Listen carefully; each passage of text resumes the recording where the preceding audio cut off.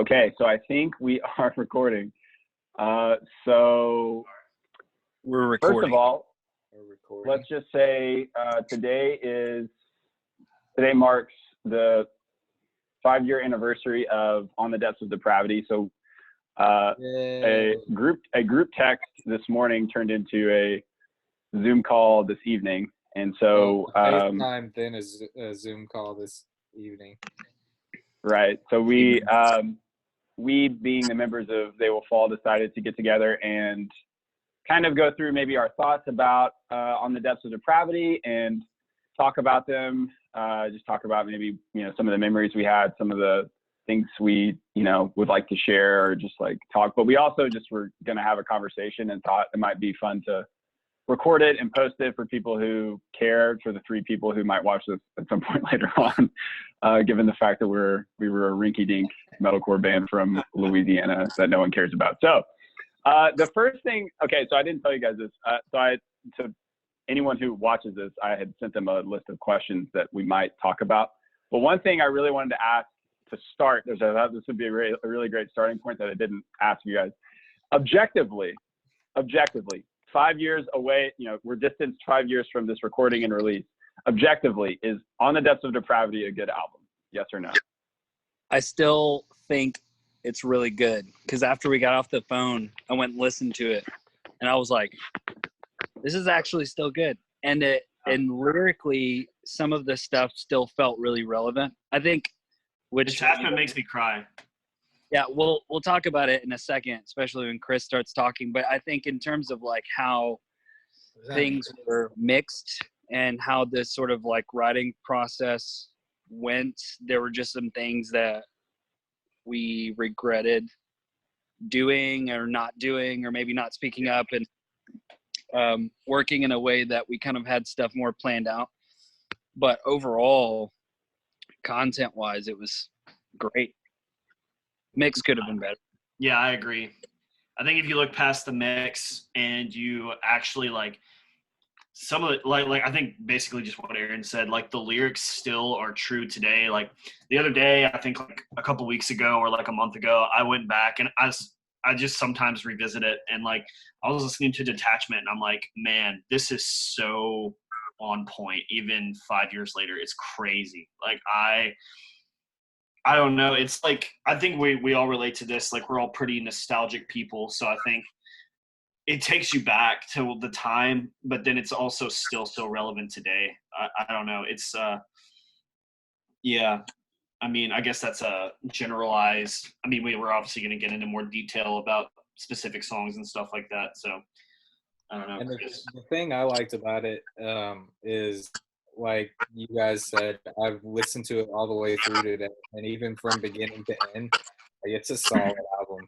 Because like the way that it was, that we did it and everything, the fact that it was like one continuous theme, like you can listen to it beginning to end and it feel like it's just flowing all the way through. I mean, there were still some breakdowns and stuff like that I was like, ooh. Yes, like I remember us just all just like losing our minds to some of those parts, and like I broke my neck to so many of those songs. Like they were just there are a lot of riffs that I hear and I'm just, my face just immediately okay, yes. The face. So it's funny you guys say that. I mean, like I think you guys kind of all said something that like, did Chris say anything? No, Chris didn't say anything, and he can chime in. I just wanted to say this. Like, to me, it seems like there is like, because I know we talked about this like literally all we talked about was like, is what we write, is it going to be timeless, or like how can we write timeless music? I think that is like something that we try to fixate on as far as like how we write and whatever. Not that, I mean, again, did we ever? I don't know. Will we have ever achieved that? That's a hard thing to say. I really, who are we to even ask that question? But I think it's interesting because I think OTDOD is weird and sort of it was ambitious in so many ways, in the sense that like, I don't feel like altogether, I think it represents maybe what sound we were trying to go for, but I don't think any particular song, like if you just pick a song, like, oh yeah, that's our sound. Because I think there are so many different parts of it that were like really different from one another. And that was probably really weird at the time. Like I know that like it made it a good listen. And I think that we were like really interested in the holistic listening aspect of the album, you know, and always tried to be, I think, but I think that's what made OTDOD, I think, maybe a little different from what other like stuff was being released on the local side of things at the time, or like just from the same kind of people that would be like people I would compare ourselves to at the time. Like, I don't know, like it was probably a weird release. And so, but I think that that's what makes it listenable and memorable, is the fact that it's not all like, here are the 10 songs that sound like us. It's just like all together, it's one piece. But, yeah, absolutely. So objectively, that's why I think it's good.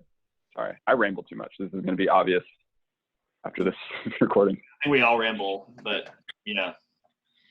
Chris, say something. Yeah, Schiffler, come on. Chris is saying no. It's objectively horrible, and I was not gonna bring that up until now. I'm not gonna lie and say like. No, you shouldn't. Please don't.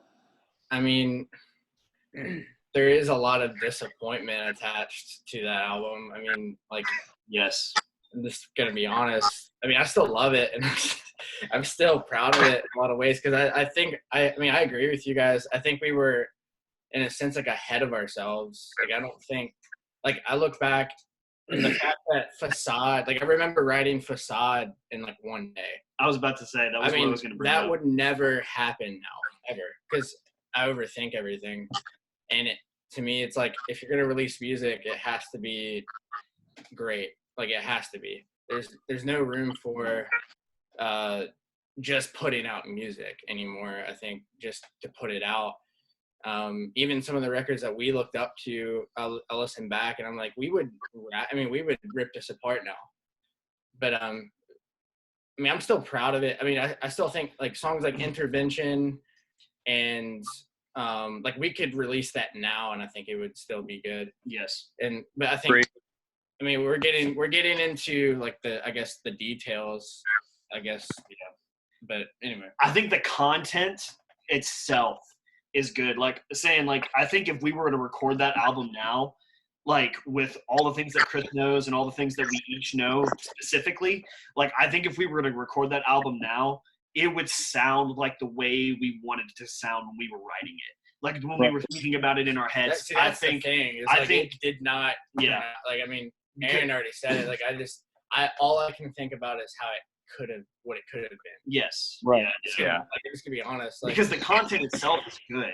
Like the actual writing, it's just like if we took what Chris knows now with like all the cinematic and all, like we all pretty much know, or most of us know the basics of recording and like how that works. And like Chris records his cinematic stuff all the time. So it's like, if we were to take that now and write it, I think it would actually sound like the way we would want it to sound now. The fact that it came out the way it did is miraculous. Yeah. Yes. I mean, let's just be honest. Miraculous. Like, it is. Like it really is. I mean, yeah. No, for sure. I mean, I've gone through my emails before and saw the conversations between like Josh Schroeder and us, and I'm just like cringing. I'm just like, what were we thinking? He saved that album. Like that man. Yeah, the fact that we had to send, like, I know Aaron and I sat in our living room and sent like detailed descriptions of the effects, and I'm like, and I know that's not all our so fault. detailed. Yeah. I'm just like, that is insane to me now. The thought, like, because I sit here for hours and tweak one sound that I'm building or something like that. And the thought that we just put that in someone else's hands, which no one else really knows that. People just hear the final product. But yeah, I don't know. It just, I can't like listen to it to enjoy it, to be honest. Like, I don't know how you guys are about that, but maybe that's just coming from an artist point of view. And I was going to say in terms of like, as the people that were writing the music, like instrumentation, I could see where there was more critique there. So maybe some of me I was also thinking like earlier, would actually like these riffs if Austin's lyrics weren't on it. And so there were parts of the songs that they really hit that, like, it took me not being in the bands and like just listening to it from the aspect of, like, not trying to think like, you know, how am I going to play this live, and like focusing on my own parts and not hearing like the message of what the album was about. I think that's really what did it. So in terms of like timeless stuff, I think riffs are a little harder because, you know, there's just like repeats of things, or you're playing things that were just kind of like trendy at the time, or, you know, bands that you wanted to emulate. But lyrically, they're just things that I feel like they apply to some of the stuff that we go through now. Yeah. Without sounding like really political or like I don't know, overly spiritual, but there were just like certain lines that really resonated with me.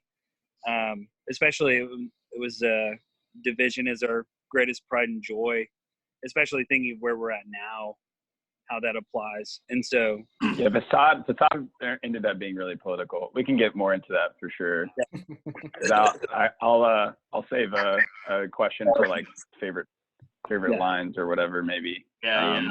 I was gonna ask a spin-off question, because I think this would be really interesting for people who maybe don't know too much about like where we were at the time. But like as a spin-off, like, so we were talking a little bit about leading into like what, like, we were talking just a second ago about why it, or like that it didn't end up being exactly as we had it in our head. So like maybe it would help to kind of discuss like where we were as a band in 2015. So I just want to clarify, and I feel like I can say this without saying anything like that's weird. We never were in any talks with any record label, right? Like, nope. We wanted to be. There were times where we like really wanted to be, but that never happened. Unfortunately, we like talked about talking to Face Down, maybe like at the very tail end of like They Will Fall. It was Jim Hughes. That was it. It was whenever we stayed with Jim Hughes, and we were like, oh my gosh, he like works for Face Down. Why don't we be best friends with him? And yeah. He messaged you, Derek. Remember that? He did. He really did. I mean, like, it was still super cool and wanted to do the whole record label, but at the same time, we were just like, I feel like we got a little, at points we got a little ambitious because we were like, get signed now. But then whenever we saw like Mother Sound and all these other dudes that were like killing it without being signed, we were like, oh, we could do this without being signed. I was going to say the reason why I brought this up is because, well, actually all that was happening. Like this happened like 2 or 3 years after we released OTDOD. So I was bringing this up to say at the time, I think our mentality, like I'm leading into a question of like, was it ambitious to record a full-length concept album in 2015? And would we have done it again? Like if you could go back and think about how we could or should have done things in 2015, would or should we have done something different? You know, like, should we have done an EP? Should we have done a set of singles? Like in comparison to what maybe you think we should have done, or what would have been optimal for our band? Like, I think that seemed pretty crazy or weird, or like not intuitive, you know? So if you guys want to maybe talk more into that. Before I answer my question to you, Austin, because it's been a while, so I couldn't remember where your head was at lyrically, but did you ever feel strained to write lyrics for that many songs? 10 songs? I think coming out, so we had just, so I was like this is my freshman or sophomore year of college, I think. Sophomore year of college, and I think I recorded it. We recorded OTDOD. But yeah, for me, I think I was definitely strained. I think there are times where like I was like really struggling on like how to come up with stuff. And I remember thinking, I don't know, but I feel like I remember thinking, I don't know if this is going to end up as a full length or what. At a certain point in time, I definitely remember thinking that. But I know we were writing lyrics in the studio, even for like Insincerity. We basically wrote the lyrics for all of that in the studio. Like I knew with as much since, because this album was like what, a 1.5 year project. It was long. It was a long probably. Like So, I remember like the beginnings of Blood Guilt, and Chris was still living in his parents' like pool house. mhm. So it felt like even longer than that. Like it It was. wasn't we long were, after we released Misconceptions that we started writing for it. Like Right. it was what, like less than a Yeah. year. It was less than a year than whenever we started writing Blood Guilt. Yeah. Yeah. So like I knew that Austin, you had to be like pushing for those lyrics because I mean you are the type A personality that like Chris, it had to be perfection. Like there could not be one word out of place that didn't have the meaning that it meant. So like whenever we got to the studio and you were still writing those lyrics like that, I applauded you for that because I was just like, dang, this dude is still crushing these lyrics, and like every lyric you wrote was still just like it freaking hit. Like every time you gave us some lyrics, we were just like, where do you pull this from? Where are you getting this? It was great. So, yeah, well, with the lyrics too, like I think we were more concerned with the topics than songwriting. yeah. Yeah. I would say like the idea of a concept, it would have.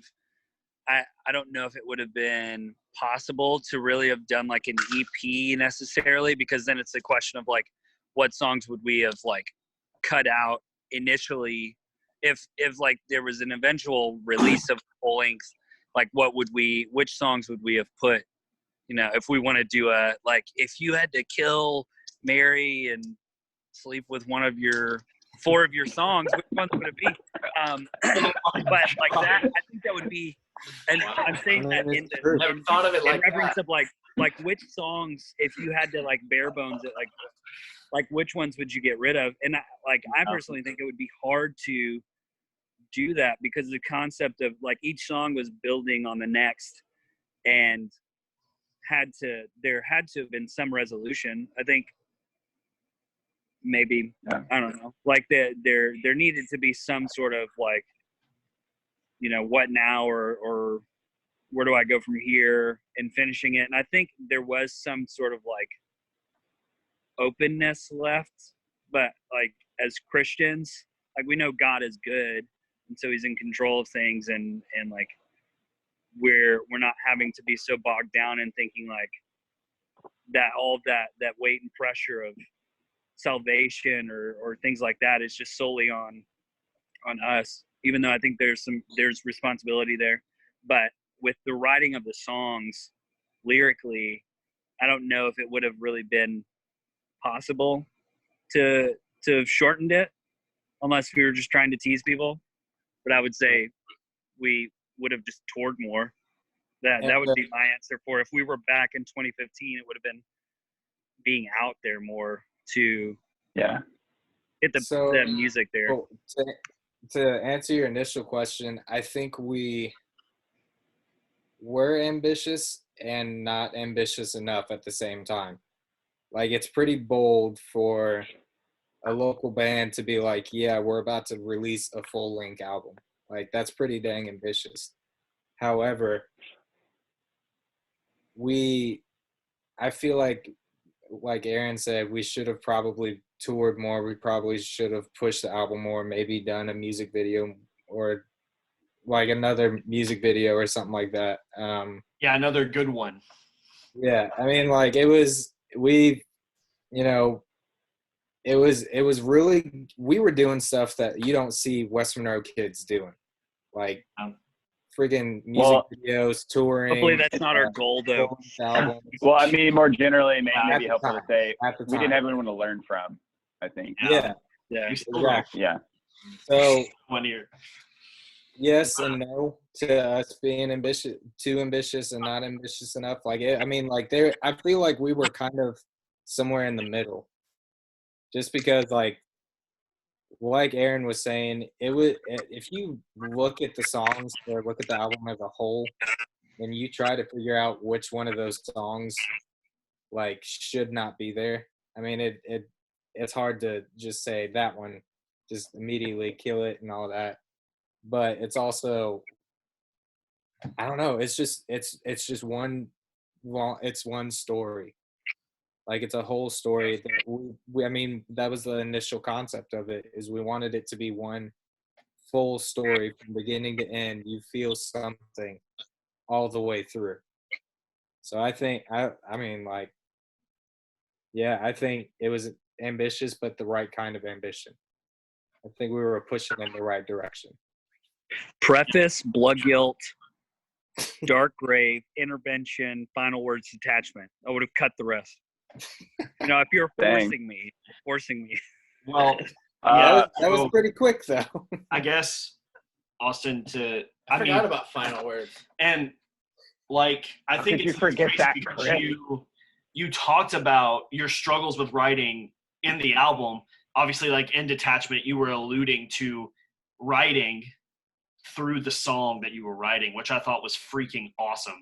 Like, I thought that was such a cool some fourth wall stuff. Yeah. Yeah, and I mean, I guess to answer the question too, like what Derek is saying, I guess it's like, I guess I'm probably just gonna say a different version of what he said, but I think the idea of the album was great, and I think the way, like, it was just everything else that we should have done is what we didn't do as well, which was like, I guess, like, we should have done like what like we should have done playthroughs, like more playthroughs. We should have done like I guess like stuff like that. Obviously, like what Aaron said, touring.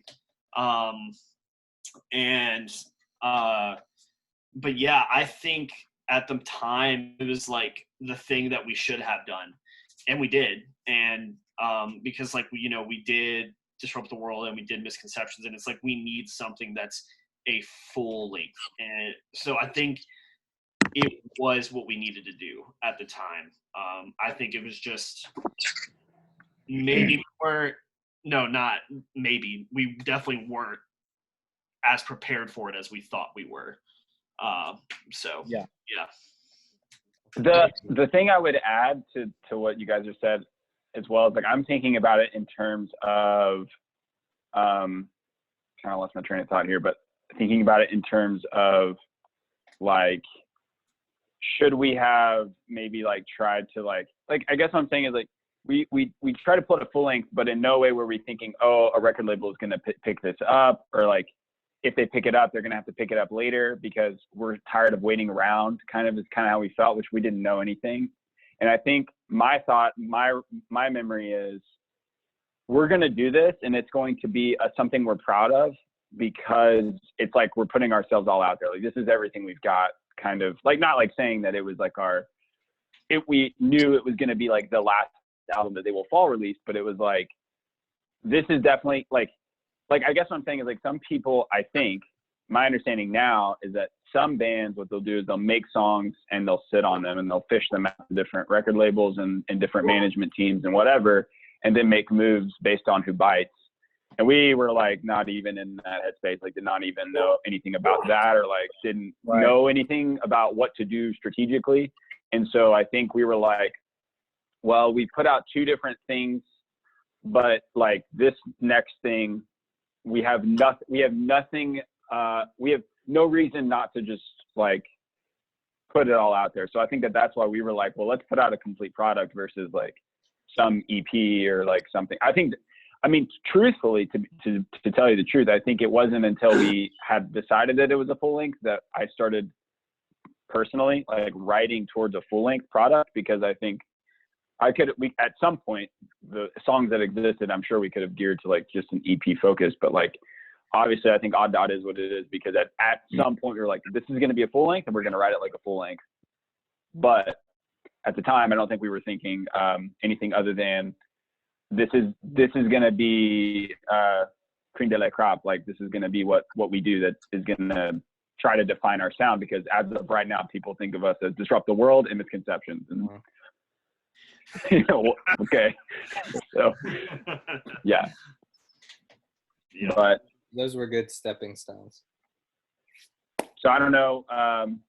But yeah, we can maybe transition off of that and just kind of go into like maybe some of your guys' memories, or like if you have any favorite moments of the writing process or the recording process. I'll combine those two like in the same question, just because that may have been together. Sometimes they may have been separate things. Yeah, I remember all the nights that I ended up staying at Derek's house, and I would like be up till 4 or 5 a.m. working on a song because it just wouldn't stop. Like the ideas, and I know if you've ever, I know you've probably been there with lyrics, but like it's just you just like, why go to bed, you know?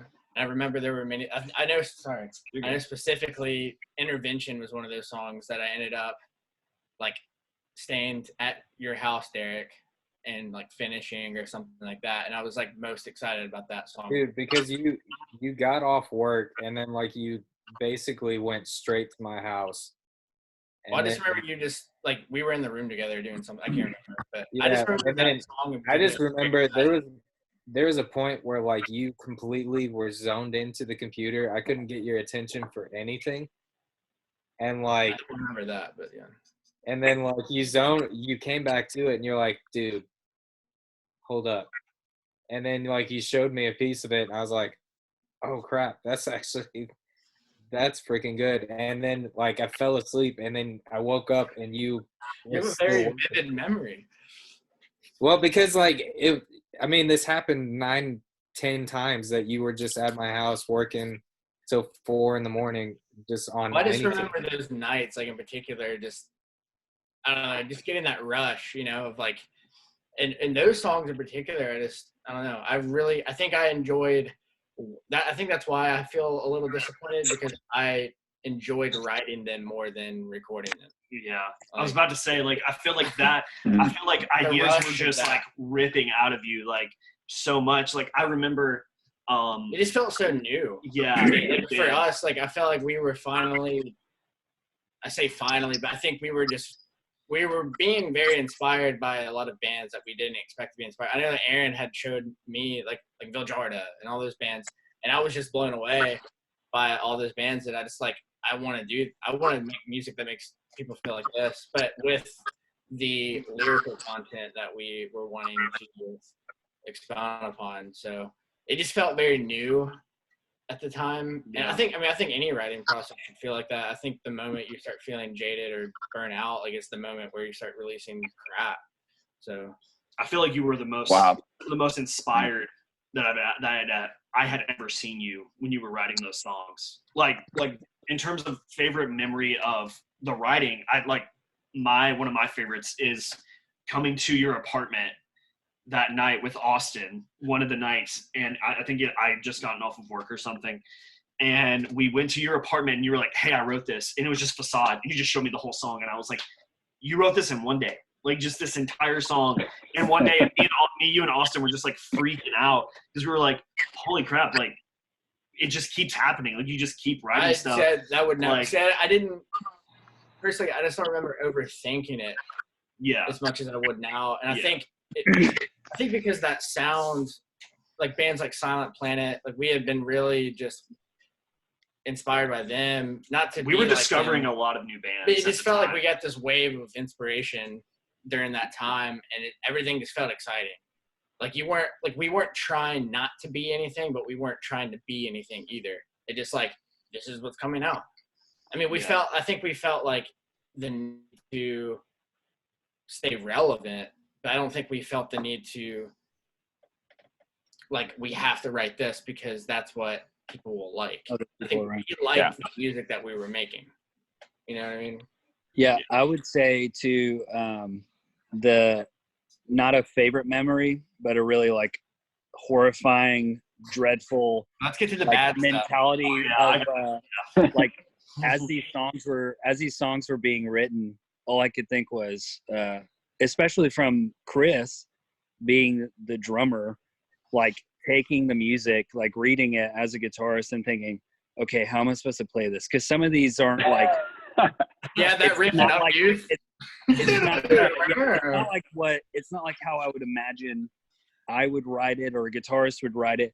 But again, like what you're saying, there was that excitement of just like this sort of new sound developing and new things being written. And so there was a sense of like, I didn't want to stop that or give in and say, no, we need to write something easier. And so literally up to recording and playing shows, I think Aaron's There like you a drunk. Oh no! Oh no! That's so funny. It was like Cliffhanger. building up to no. what he was about to say too, and then it just, he just No. Dude, He quit the that band. was clutch. I bet he his phone quit. died. He quit. He quit the band. No, but I guess while he's gone, I'll go. Yeah, go We're just ahead. in our thoughts. Dude, Aaron sucked recording. God, that's so funny. Man. Don't tell him I said that. What's up, dude? Speaking of stuck in that recording, So, Anyway, what were you saying? So anyway, so sorry, I have a limit on my phone, so I don't use it as much.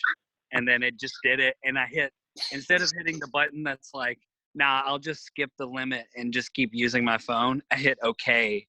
And then I swiped off of Zoom.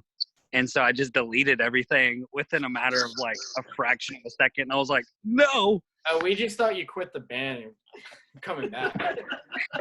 So at that point, I just stopped. that's when that's the part where you moved to Shreveport, right? That's the yeah. Yeah, just gave up. Yeah, but what were you saying, Aaron? Yeah, sorry. Anyways, I just realized like at that point, like I didn't really know how to play anything. And I was so insecure about, I was just like, we've got all this like material and we're just busting it out. And there was also this sort of like frantic nature of, we have to put this out. We have to put this out. We need to like get this stuff tracked, even if we were going to sit on it or release it. And I just like, when I was in the studio and I would be driving back and forth to Jackson, I felt like even on weekdays, I would go drive 2 hours, sit there, and then Eric would be like, all right, so what do you know how to play? And I'd be like, nothing. I need to punch in. I need to punch in like everything. Dude, I remember. Okay, so real quick. That's why this makes I me need depressed. Yes. Okay, so Not you. I just remembered a whole bunch of things when you were talking about that, Aaron. Okay, so one thing. Remember when I had to learn the tabs through printed sheets? Because I didn't have a computer at the time. So I was learning the tabs through printed sheets, and I still learned them. Oh my god. And then, two, remember the end of Dark Grave, what it used to be? And, like, we were like, yeah, we're going to learn it and play it. Dude, literally impossible. Like, literally physically impossible. No, I'm telling you, Aaron like, said he was gonna learn it. like- Did you ever learn? dude, No, he was so. I was good, going dude. to. and Chris had to change that, like, last I minute. remember that, Like- and that was another good memory of mine. Is when I sent that lead because I'd come up with it like on Christmas Day, right before we went back to the studio, and I sent it to you because I was like, "There's no way we're gonna get this track." Dude. I just thought, I was I'll going to be practice. Josh Travis. I thought it was going to be Josh Travis from Glass Cloud. Just And like- just, do whatever I wanted to. The sky was the limit for me. And Even then though I I couldn't play. Shane did it. Yeah, dude, that was so stressful. Yeah, I remember specifically That recording ending guitars. of that song, dude. Yeah. All I can remember now is the end of Dark Grave, whatever I wrote, and I can't remember it, but I just feel like it was a bunch of smashed up notes. No, I know what you did. You took that like banana, banana, banana, like that riff. You know what I'm talking about? Oh, and I double Set it up times a million. It was Like, it it was was really and it, impossible. Like, You know what's funny And is it- that well- Isaac Lofton still asked me about that riff. He was like, "Do y'all still have that somewhere?" shout he's out like, to I Isaac learned how to Lofton. play it. And I'm like, Isaac, it's not possible. Yeah, I want It's to. like that part- I want to go back through our like rough drafts and other music and just see what I could pull from it, and just I just want to see what I could do. Maybe just finally learn, just to prove to you it's possible. No, It's like please that. do. It's like a I'm not- Guitar Hero riff where there's no hammer-ons, and you're just like, like for those of you who are not musically inclined, like me, I'm not. So that's how I understood it Guitar after Hero. I was explained to me. I almost Say it one more time. grew up this beer. Yeah, when you go to the orange and to the blue, Oh, blue's a E minor. Oh, man. But, It made sense in my head, but I'll just forget about that. But yeah, like recording guitars, I remember like me and Aaron driving up there, and like there were parts I was learning because like I'd learned we had learned our individual parts. So there were parts I was having to record and learn on the spot because they were because they were going to be what Aaron was going to play, and I didn't know them, and Aaron wasn't there sometimes. So I was like, holy crap, I have to learn this on the spot, record it, stay up till like 5 a.m. There was so much, like my sleep schedule got thrown, like all of ours got thrown off so much because we were staying up till like 5 a.m. trying to like punch in every single note on some of these parts because like we had just not mastered them yet, or we were like we were just trying to get the album done. Like, and I just remember that one night staying up till 5 a.m. and then Chris, I think it was just me and Chris was already asleep, and I went to go sleep on the air mattress. And then I just hear Eric yell, F! Like, because he was Counter-Strike. One day he's like, who the F killed me? It was like, Eric Woolard, shout out. Counter-Strike. And I'm like, bro, it's 5 a.m. And God, dude, that was so stressful. Well, I remember all like the soundscape stuff. I didn't know what a soundscape was. We didn't put any effects and like on any of the we're gonna put swells because That swells was heavy. soundscape was not in our vocabulary. Like I didn't understand what that was, and then it just happens. We Like, tracked clean guitars with no reverb or delay. he just played bar chords or something underneath these riffs, and that was gonna be our soundscape. We'll do it later. We should also clarify Screw this us. album. Screw us. This album took like a month and a half to record. Right. No, it took like Yeah. So Hey, so sorry, real quick, just to Chris and Corey. Were we also doing like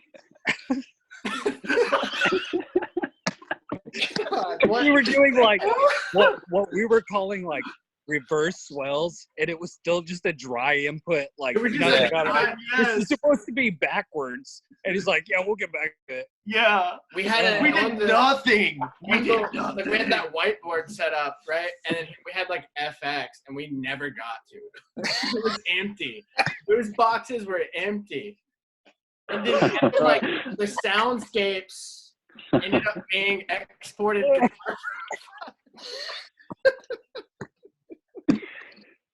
Rip. Oh, That man. yeah. If anybody dramatic. wants to know, if you want to get our samples for OTDOD, just use Guitar Pro. Hit me up, dude. I'll send Guitar you- Pro 6 is our sample pack. God, help us. Yeah, it's So- my favorite plug-in for synth. Sound banks. So we recorded, just to clarify, because I'm not sure I remember perfectly, but I remember we had started tracking, not sure how productive this week was, but we started tracking the week of Thanksgiving Yes. 2014. Yeah. Yeah. And Always then, drums. Biggest waste. yeah, okay, all drums, right, It was yeah. drums the whole week. So we like, all went. Nobody needed All that of us. either. All of us went that Because week. all of us could. All of us actually could be there all at fair. the same time. Fair. That was the only week all of us went, right? I think that was the That only was, it. one. That was Yeah, the only yeah. time all 5 of us were in the studio Yeah. at the same Yeah. time. And then after that, it was sporadic weekends here and there that we could Yeah. schedule. Yeah, Weekends or weekdays. I do remember, I think that week, though, or one of the weeks afterwards, that was pretty close. I think we rewrote the chorus to Blood Guilt or something. Like, you remember that? We totally don't. just, like, rewrote it. I remember giving Corey the guitar parts Yeah. minutes before he tracked it or something. Yeah. Because we just rewrote That's it. crazy because I love that chorus. Was it So- rewriting, or we were just kind of embellishing the chorus? No. No, we did rewrite it. It was Yeah, a total rewrite. Yes. Yeah. Just It was scrapped 100% what we had, rewrite. But we had already tracked, I think, most of that song. And so I remember Eric having to move a bunch of like stems and stuff because Yes, I remember that now. Bro, all Yeah. these suppressed memories are coming out. Okay, so I remember guitars again. Okay, so we tracked all the guitars on that Scratch guitars, yeah. on that ESP. I think it had like the sugar pickup in it. Yeah, It's gonna took- be Yeah, heavy. the Yeah, Lundgren. Yeah, the long grade. Pickup. And it's and then I remember we tracked the lead for Blood Guilt on that 7-string Ibanez. That was the only, I don't know why. I can't remember why, but that was the only, like, for some reason that one guitar was the one song we tracked that lead on. It was just using that one guitar. I don't know. Like, we did so much weird, like, janky crap. I don't know. We just were unaware. I mean, all this stuff was just. We were playing on an 8-string, right? Yes. And we were still kind of writing 6-string riffs that were kind of 7-string.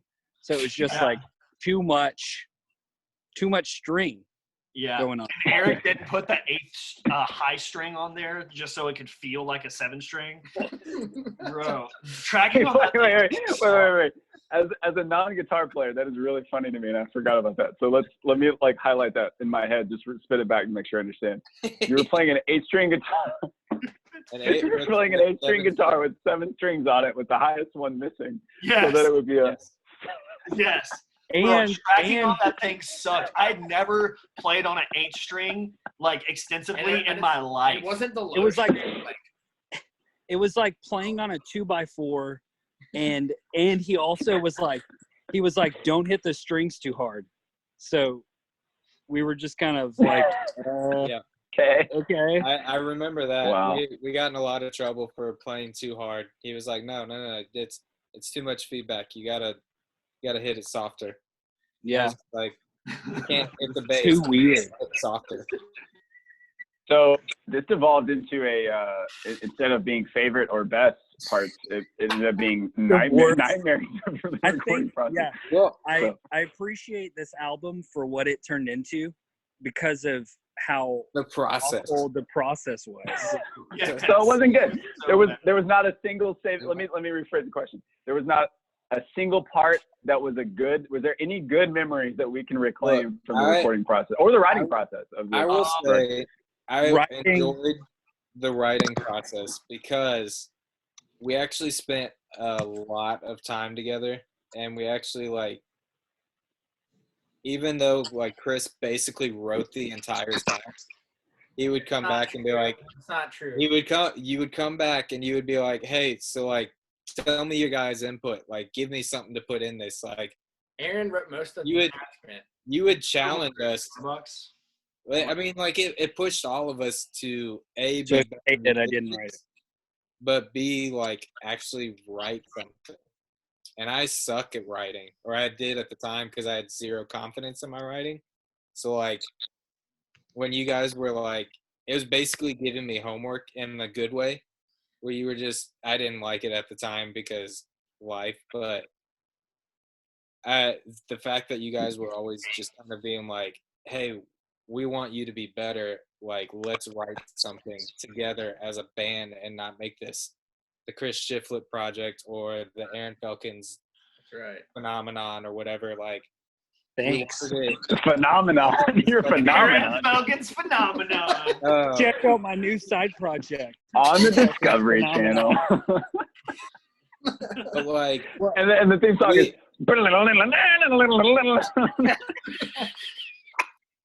It's all punched in though. But, like, You had to punch it in. Yeah. I know.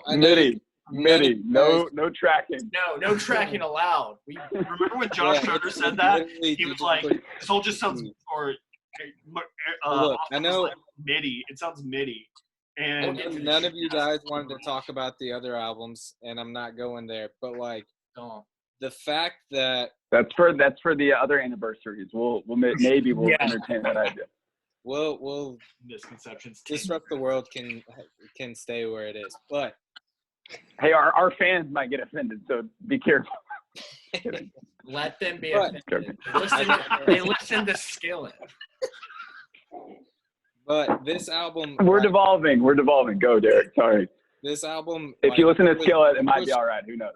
It pushed all of us. Like, it pushed, like, Dark Probably Grave. mow your lawn diagonally. Shut up and let Derek talk. I'm sorry.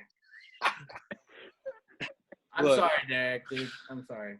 Dark Grave, like, whenever Chris showed me the file, like, I think all of us had this same thought. Whenever we got the sheet music or whatever you want to call it, and the score, and we looked at Dark Grave, we all crapped our pants. Like, it's hands down. I throw something in there. Aaron wrote that intro riff. It wasn't the intro I had a problem with, Chris. It was the rest of the song. Okay, sorry. The rest of the song freaking murdered me. But like, because it's a bass, and I had to jump. I just remember we never had a bass that supported 7-string music. No, right. Until I got the LTD, and then it crapped out on me, and it's still broken. Did that bass ever work for a single show that we ever played? Just it worked for 3 shows. and I recall Aaron being like, "I got it, I'll fix it." And I don't think that ever happened. And it either. never happened. I swear it worked when I fixed it. It worked for one. It literally worked when for I punched one it in. song. It worked for one song that you fixed it on. Hey, anyways, I wanted to get back on some stuff. When we were talking about, I'm trying to remember at what point we were at, but I think with talking about a lot of the writing sort of being more heavily influenced by Chris, I think one of the other aspects that, again, is not necessarily a positive thing, was that it was a lot of let's hurry up and get this in the machine. Let's put this in and get it tracked so that it could be a check mark on our progress. And so we lacked some of the patience maybe needed for certain song development, because we just wanted to be done. We wanted to be done with it. Especially over the course of, I guess, like a year or two, right? Like working that long on those songs. There were just some that we wanted to be done with. And so I think that was my decision. Go ahead.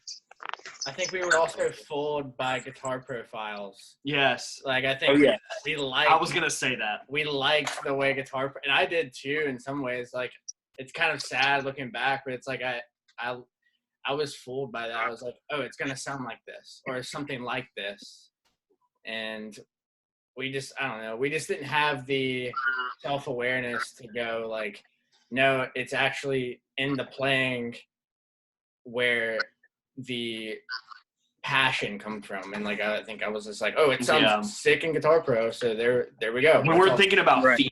We weren't thinking about the feel of like playing parts. And I just remember Aaron specifically. I'm sorry, I totally interrupted No, you. you're good. I'm getting. I remember specifically like, and I think I was getting frustrated at the time because I was trying to just learn the music. But then I remember having conversations about, okay, like, how are we going to play this, like, in terms of feel and, like, sliding and bending and all that kind of stuff. And I think I didn't think about crap. And, like, in the moment, I was just like, guys, I'm just trying to freaking learn it so I can actually record it. But looking back on it now, I wish we would have just, like, sat down and been like, okay, like, each note, like, how can we make this note better? Can we bend this note? Can we slide into it? Can we do this? Can we do that? That came from you, Aaron. Yes, it did. I didn't think about stuff like that. Yeah. But I will say one memory. Yeah, I'm kind of ahead of my time, so. Yeah, dude, the phenomenon that you the Aaron Felkins phenomenon. Aaron Felkins phenomenon. You can register for my classes. Aaron's COVID-19. I will say one good memory I have from recording. I think there were times where we were recording parts and I was like, man, that sounds really good. Preface. Yes, that's literally what I was about to say. I remember sitting there with Chris and we recorded the yeah. And the first time we recorded it and Eric put the tone on it. Honestly, I feel like the tone that we had when we were recording with Eric was probably better than what ended up on the record. But I remember thinking, like, oh my gosh, this sounds so punchy and like thick. I was like, this sounds like the guitars specifically. I was like, this sounds like exactly the way I was thinking it should sound. Like, it was so sick. Like, there were a couple of those moments where I was like, man, this sounds so good. Yeah. Yep. Just for me personally, that was my probably favorite part. But yeah. Austin, you want to talk about how you had mono when you recorded vocals? Okay, I was gonna ask if you guys remember. I was sick, like chips, the entire time we were recording. You had COVID. So salt and vinegar chips. Dude, what if I had dude? It goes back that far. Oh my gosh, conspiracy, dude. Yeah. So I definitely was sick with a respiratory illness the entire time we recorded. I'm pretty sure, because like, so I was like in college too, and like I don't know, and we were going on weekends. So and you hit a deer. And then I got a lot of things. I got them on a list over here, but I just, for sake of time, I may not go into that. I hit a deer driving to my grandma's Thanksgiving dinner. So we were recording in Jackson, Mississippi. I was driving to Indiana, which is where my grandma lives, and I started driving in the middle of the night, and I hit a deer at like 4 a.m. And I kept driving. So that was crazy and traumatic. But then also, so the entire time recording, like I remember it was just really hard. Like I felt like there were a few songs that I felt like turned out perfectly. Like I think personally, Preface is probably vocally the strongest song for me on the entire album. But like, and I say some like, I don't know, bull crap in the commentaries that I recorded on YouTube about how like I sound tired, and I was like, it was bad. Like I had some bad vocal takes that honestly were the best thing that I could possibly get that still remained on the record. And that's okay. Like, I think like I listened to it, most of it today, and like, it still sounds solid. Like, I don't think, if you just listen to it as it is, like, I think it sounds passionate and it came out that way, and that's great. But if you would like compare that to like other vocalists or whatever, like I clearly am an idiot. Like, I don't know. It sounds weird. So there are parts where it's like, it just sounds so like I lost all of my vocal cords. They're like gone somewhere, and I'm just trying my best to project something. Dude, and that was so hard. There was one weekend where I literally, like, I remember it was my like my weekend, right? I was going to go record the vocals, and I show up, I get in the booth, and like nothing comes out. And I was just about to say, do you remember like there was one full day we had to cut out because you just could not do it. We tried everything. And that's what's so hard about vocals, I feel like, is like, so a guitar, I mean, this is how I felt mentally. This is wrong, but this is how I felt, right? I felt like, you know, a guitar, you can sit down and play anytime. A drum set, you can, you know, sit down and play at any time. Bass, same thing. You get into the vocal booth and you've had something's wrong, like, you know, if whatever, and you just can't do anything about it. Like, you just, and that was like really frustrating for me, because I think I'm the kind of person who's like, I'm controlling this, and like, I'm doing everything I can. And I felt like, well, I did everything I could this week. Like, I drank tea every day, and I, you know, did warm-ups every day, and here I am, and I can't do anything. And that was so frustrating. So that was, I don't think I would be, I think I add to your guys' like, most of the recording process was like negative, like for me. Like, it was like weekend of going there and maybe getting something I liked, but mostly just wishing it had turned out a little different. Even if I knew that in the moment that was all I could do, and that's all that was going to happen. And then just sitting on the end and thinking, yeah, this is good, but like always that back of my mind, like, what could it have been? 5 years from now, like, you know, now I'm not thinking about that as much, and so that's helpful. But like, yeah, for sure in the moment, I know that was what was racing through my head. So I was going to say, the only good thing, we can move on, because I think we spent a lot of time on this. If you guys, we can spend as much time as you want on anything. But the only thing I was going to add to this was, do you guys remember, I don't know why I did this. I'm not like a photographer. I do not desire to do this or anything. But do you guys remember I did like a Instagram series, like days in the studio? So that would be like maybe the one cool thing I think turned out of that. Like, honestly, I thought that was really cool. I'm going to share my screen if I can. Let me see if I can. I mean, hold on. Let me just. I love Wait, you have these artwork and stuff. Well, they're on Instagram. So let me share my screen real quick. Okay. Wait. Hold on. Sorry. It's weird. Let me see. Gucci. I hope you can't see can you see you couldn't see my desktop, could you? Oh yeah. Okay. So these are like, this is from my Instagram feed. So my personal Instagram feed. Don't go follow me, please, if you're watching this, because none of my content is good. Yeah, no one go follow this. But I love this picture, dude. You look good. What happened? I think this is so funny. I took all of these on an iPhone, like an iPhone 4 or whatever. I don't know. And then You mean like, like dude, this is just some dumb table in the studio we were recording, and this turned out like, dude, what is this? This is like art, dude. Honestly, that's a freaking bomb picture. It's so funny, and it's like, bro, it's like it has meaning. This is the blood guilt picture. This makes sense. Like artistically, this makes sense. What was this? How did this happen? Yeah, and then this ended up being a decent picture of a candle that we used for the CD print. right. Yeah. It's an iPhone picture that I took in the vocal booth. I blew a candle in the vocal booth. What was I thinking? Like, what is this? I remember you trying to light it and like trying to get it to stay, like all of that stuff. Yes, Dude. I remember all that. I must have been some kind of ambitious, again, like naive and ambitious. Like, I mean, this is tight, but like, okay, this is random, you know? Yeah. Like, I mean, this is cool. Miss This you is more, cool. you know? So cool, man. I'm really glad Anyway, that. here's the bathtub shower. The one that only had cold water. Yes, the cold showers. Oh, and then, okay, the only other thing I was going to say about the recording process is that the day I actually finished, I remember, was it me and Aaron? Who is this? Who went with me? It was you and I, dude.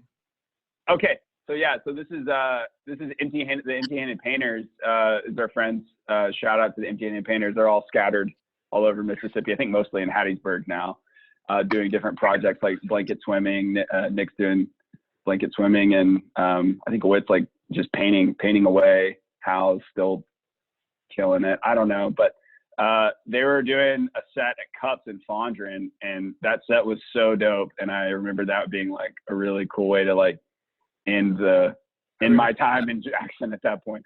But yeah, that's about all I have to say that's positive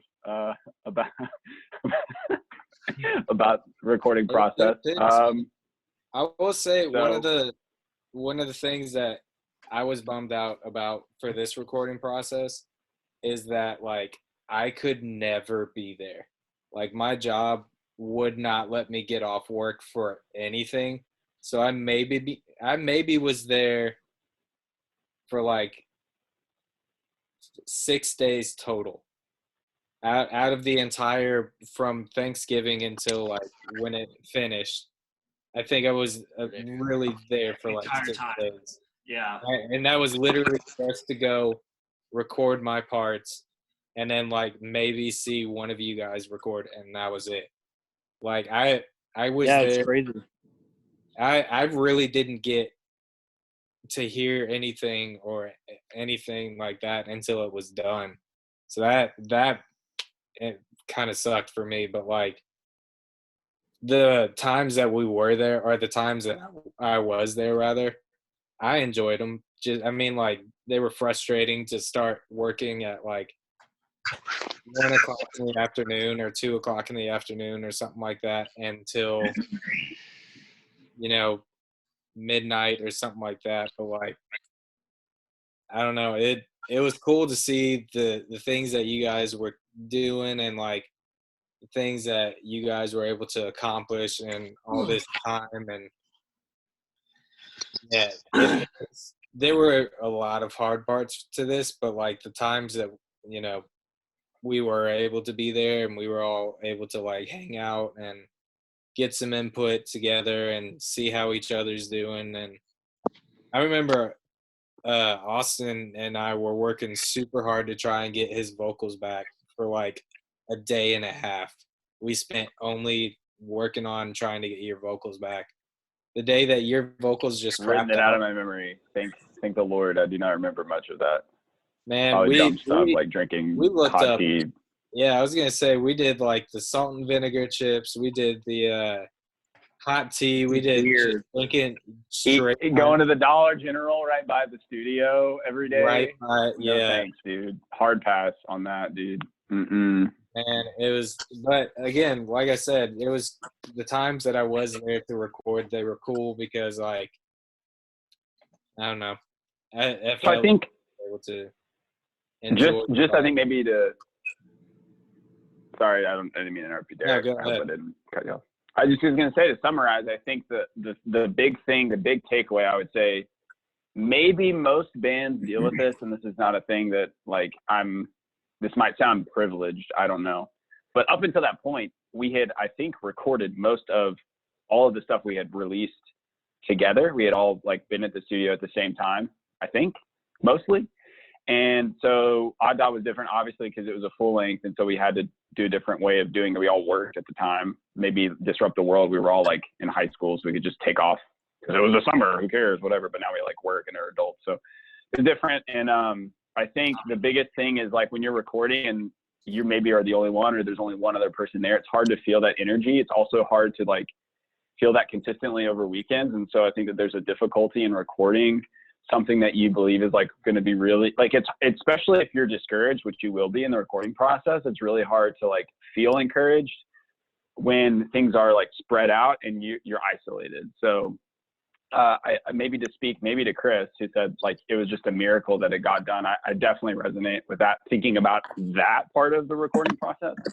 But again, I don't want to like, I mean, most bands I think do probably record things in pieces and over time because that's how you have to do stuff. It's just, that was probably the first time we experienced that. And I think it was an additional challenge. It was just frustration because it was mostly, like you said, it was a lot of weekend work. It was a lot of, I can go, but you can't go. But like, we need you to do this, but I can't do this without you having already done it. And Yeah. I had to go on a weekend, or you guys would be like, we need you this weekend. He's ready for you. And I'm like, well, I can't because work. Or it was just, if we would have been able to sit down and like you said, Austin, with the other albums, we were able to be there for the entire week or the entire 2 weeks or whatever, however long it took. Yeah, with Misconceptions, I think we were all there pretty much the entire time. All Yeah. 5 of It us was were just there. 1 week. Yeah. And it was Right? 1 week because it was 5 That's songs. insane. But we knew Right? Yeah. we knew that music way better than we knew this music. Yes, absolutely. True.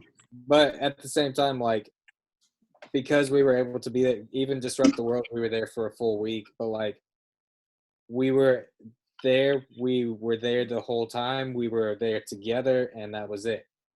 For this one, we were there at different times. We were there for different parts, doing different time. Like, it was like you said, we were adulting a little more than we were ever. So like getting off and, you know, being able to do all this, it was a lot harder. However, I feel like this was our best, or They Will Fall's best work, hands down. Clear. Yeah. Best work. Good Probably. clarification. Yeah.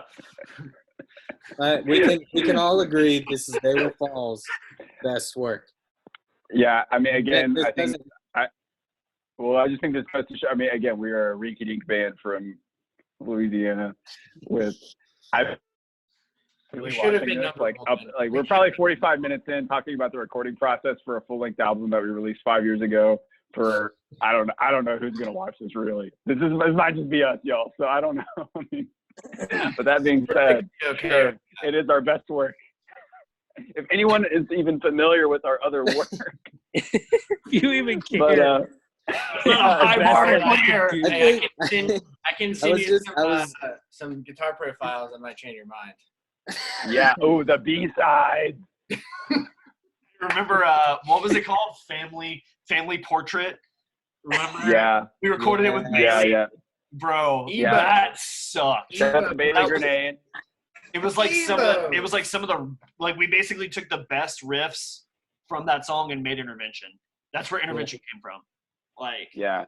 Thank the Lord we didn't release that idea or even continue on with that idea. Just completely scrapped the concept altogether because like then Rooms of the House by Lotta Spew came out that like exact year, and that would have been not only would have ours paled, but it would have been like, why? And then so that would have been stupid. Yeah. So yeah, there's a lot of good reasons why that. I don't want to like cut us off, but I think we've spent a solid chunk of time talking about the recording, and we probably should move to maybe like more of the like album itself or like absolutely. So maybe one question I would go before we talk about maybe like riffs and like lyrics or anything we want to talk about conceptually about the album. One thing I wanted to ask is like, just maybe about the release show. So do you guys remember anything about that, or any other extension, any other show near or around OTDOD? Because we had a few, okay. I think. I will say, whenever we did the release show and that intro to preface started, like I still very vividly remember that feeling of just being like, this is freaking it. Like, this is about to go ham. Like, we're about to tear the Palace a new hole. And it was, for help, real quick, not to interrupt you, for help, I'm gonna share the flyer for the show. Can I say something really quick? Yeah. I look back and we made a big mistake by splitting. Yes, I was about to say. Oh yeah. No joke. I remember now. Let's talk about it. Let's talk about it. Literally, We were so tired. Right so there. before I do that, tired. hold on. Before I do it, let me. Act 1, 2, Okay. 3. Can we see? So this is the flyer for the show. God, dude. And so who someone go into this. I can talk about it because I think I was the brainchild. Sorry, Whose idea was it? Your idea, Austin? I think it was your idea. Yeah. No, I think So there are a few reasons. There was a reason. The reason behind it was we wanted everyone to stay for the other acts or the other band. That's one part of it. Yeah, for sure. The album itself was broken up into 3 sections. That's the second part. Yeah, there's 3 acts in the album. And we thought we were really cool, and we're like, oh yeah, this is gonna be a great idea. It's gonna make our friends stay till the end, and it's gonna, be conceptually really cool. And like everyone's gonna wait for these bands, and no, everyone left in between all of our acts, and I was like, I don't remember that, but yeah, maybe that happened. Yeah. Well, I mean, I think a decent amount of people stayed, but you're right. I mean, we played some people 3 left, shows that night. I mean, to be fair, it was like 3 songs each, right? I don't even. Like yes, it was like 3 songs. We did like each. a weekend run in one night.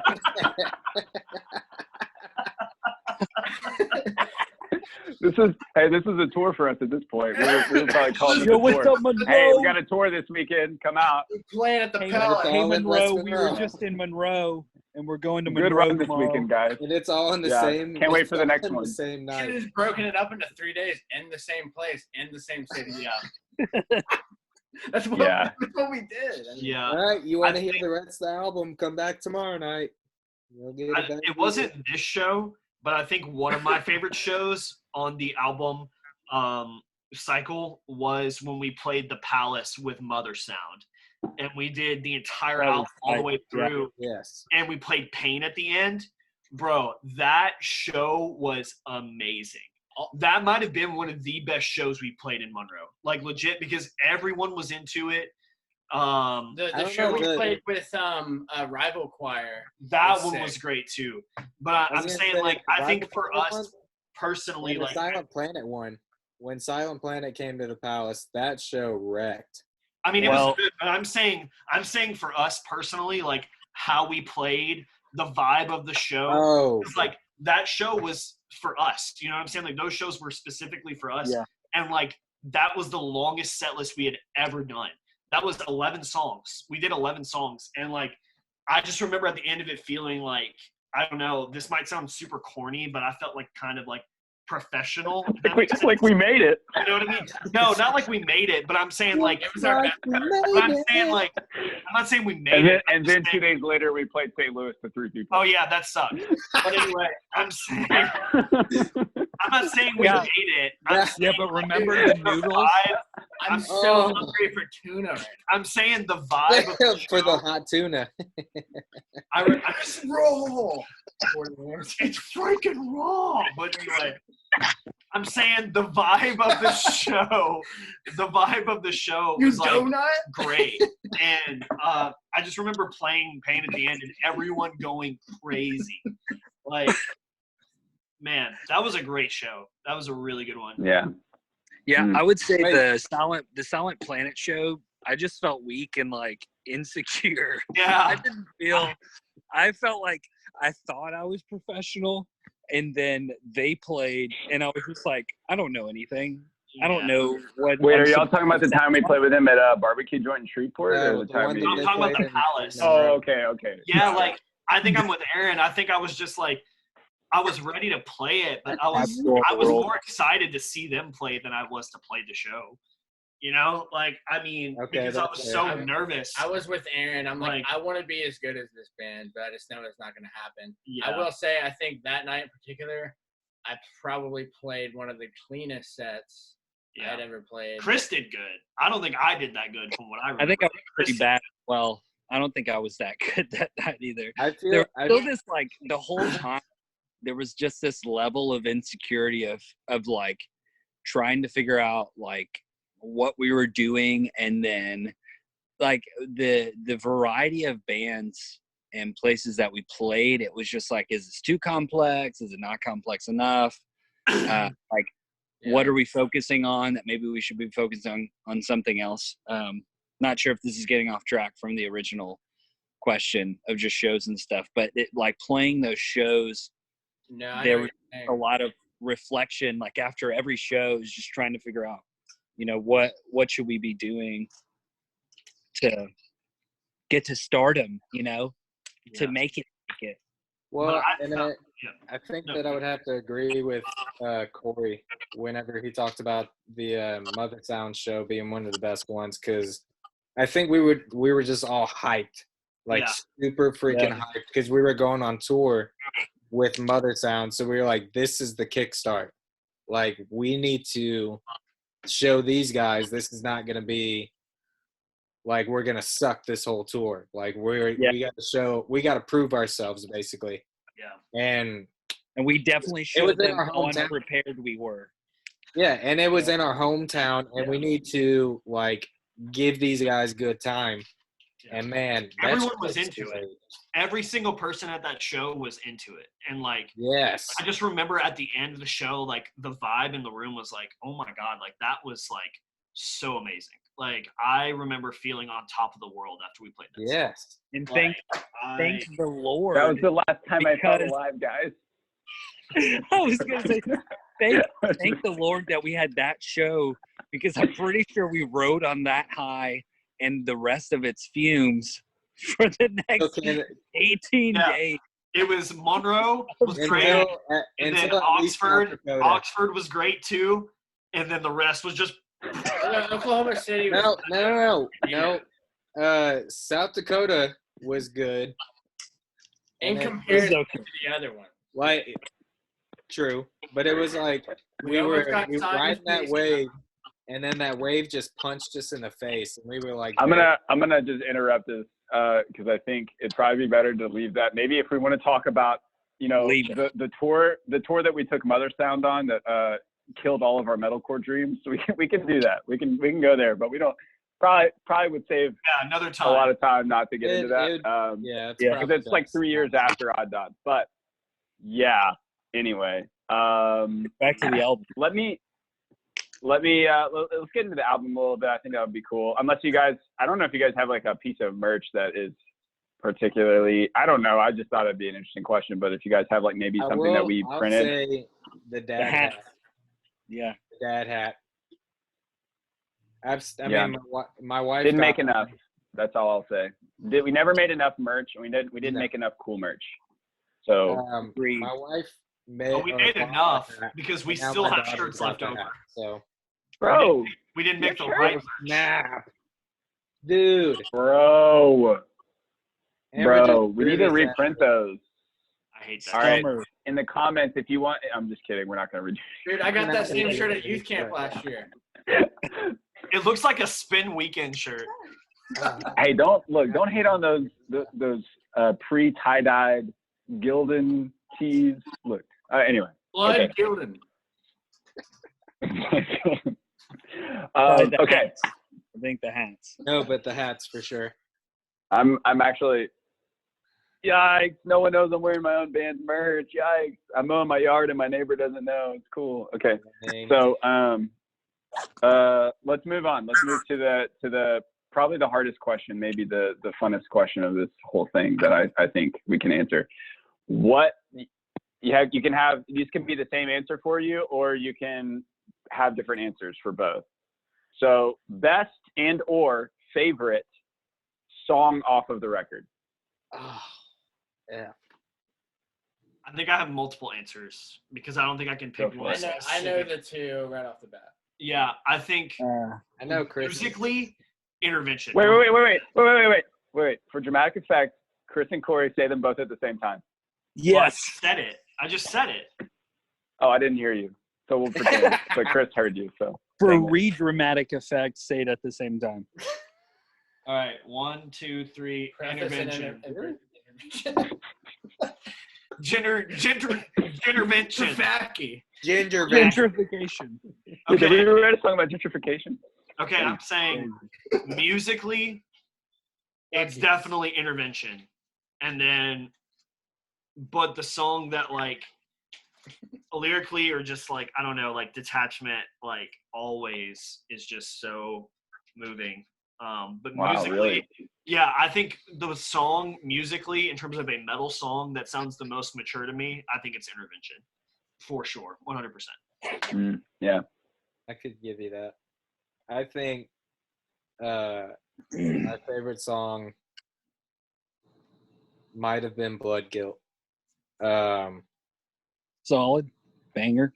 It's and it's because like I love singing those vocal parts, and Might be the best chorus we ever wrote.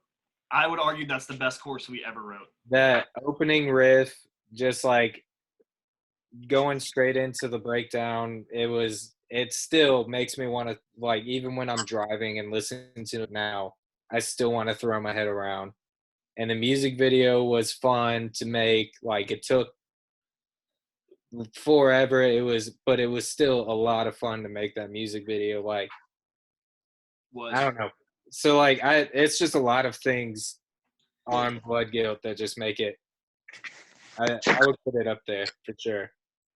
I would say Of Youth and Intervention. Of Youth is my next one too. Yeah. Hmm. I like the riffage. As best or fave or both or neither? Say it again. What, like, are you saying Of Youth is Of Youth and Intervention are both the best, or they're your favorite, or both, or what? They're my favorites. Yeah. But because musically they're my favorites, like playing them, I enjoyed playing parts of those songs, like leads and different things like that. Lyrically, probably Detachment or Preface. Yeah. I think. Oh yeah, lyrically Preface. I really want to say, freaking riffs. I just want to say it's just interesting to me. I definitely 5 years out, I would not have expected. Like, I did not get on this call thinking you guys were all gonna think Detachment was like, or a plurality of you would think Detachment was like a solid song. Like, still, because I think that one is kind of the one, if anything, that is the least metal of all. You know what I mean? Like, it's like. Well, but like lyrically, it's not really y'all's vibe, if that makes any sense. Like, it was something that I think I was kind of pushing, you know? Yeah. I mean, Musically, I don't think so. Because lyrically it still applies today. Like, I think. Yeah. So like, I would put Detachment up there lyrically. I wouldn't want to write that song now. Like, musically, I wouldn't want to write it now. Maybe. But Yeah. like, I'm saying at the time and the lyrics that we did and all that, like, I think that was such a memorable song for all of us. Like, especially like live, man. Like, I just remember, especially like some of those shows in Monroe, like people grabbing the mic and like I could hear everyone screaming the end. Like, I remember thinking we would play that song live. Like, I wish I didn't have to play right now because I just want to scream these lyrics. Like, I would look over and see Derek and Aaron on the floor just like screaming the lyrics, and that was just such a like pivotal and emotional moment of our set. Yeah. It was just I feel so like good. Detachment too it was one of the better ones that flowed like a song, because it had like verse chorus. Like, it had like repeating parts. It had typical song structure, I guess. But it wasn't a bad thing. Like, I think we did it in a way that, because the other songs didn't have that. Like, Mm-mm. like I personally wasn't concerned with just verse chorus, that kind of structure. So it was mainly riff 1, riff 2, and back to riff 1. It was like it was broken up into riffs rather than like sections of a song, which I guess it just comes over time with like songwriting and getting better. But I don't know. I think mine would probably would be Intervention and Preface as well, just because I think Preface just, I don't know. I think what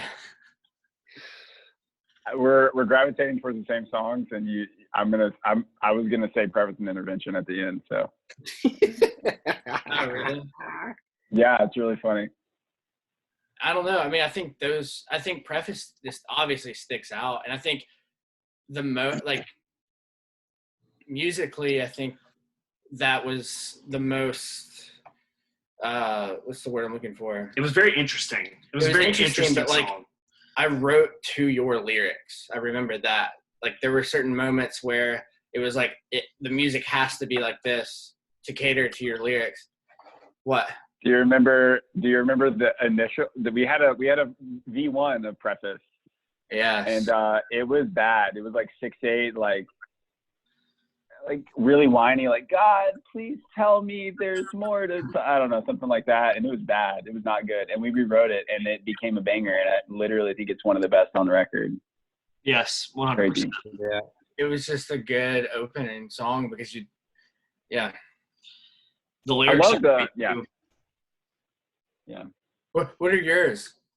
So I was gonna say, I think after 5 years, I think if you listen to the record, I think,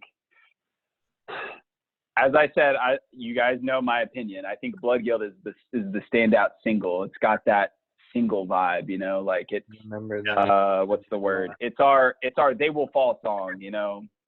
Yeah. You know, and what's up, you know, where They Will Fall, and we've enjoyed this set, you know, this is our last song. It's called Blood Guild, and then because it's just it's kind of a cookie cutter easy song. I'm not saying it's bad for that reason. I'm saying it's good for that reason. But I think the true beauties of OTDOD are Preface and Intervention. I think Intervention is just an incredibly full song, easy, like just very interesting.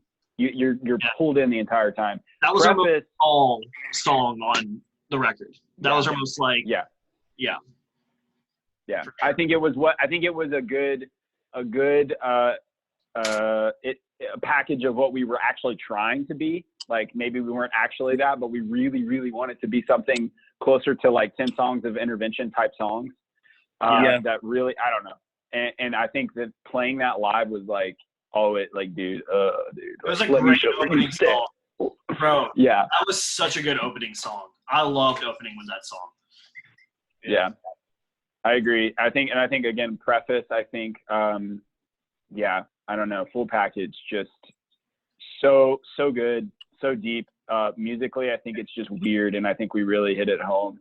It's still a banger, and I think it's an easy listen. Again, like we make it easy to listen to. For that reason, I think it's good.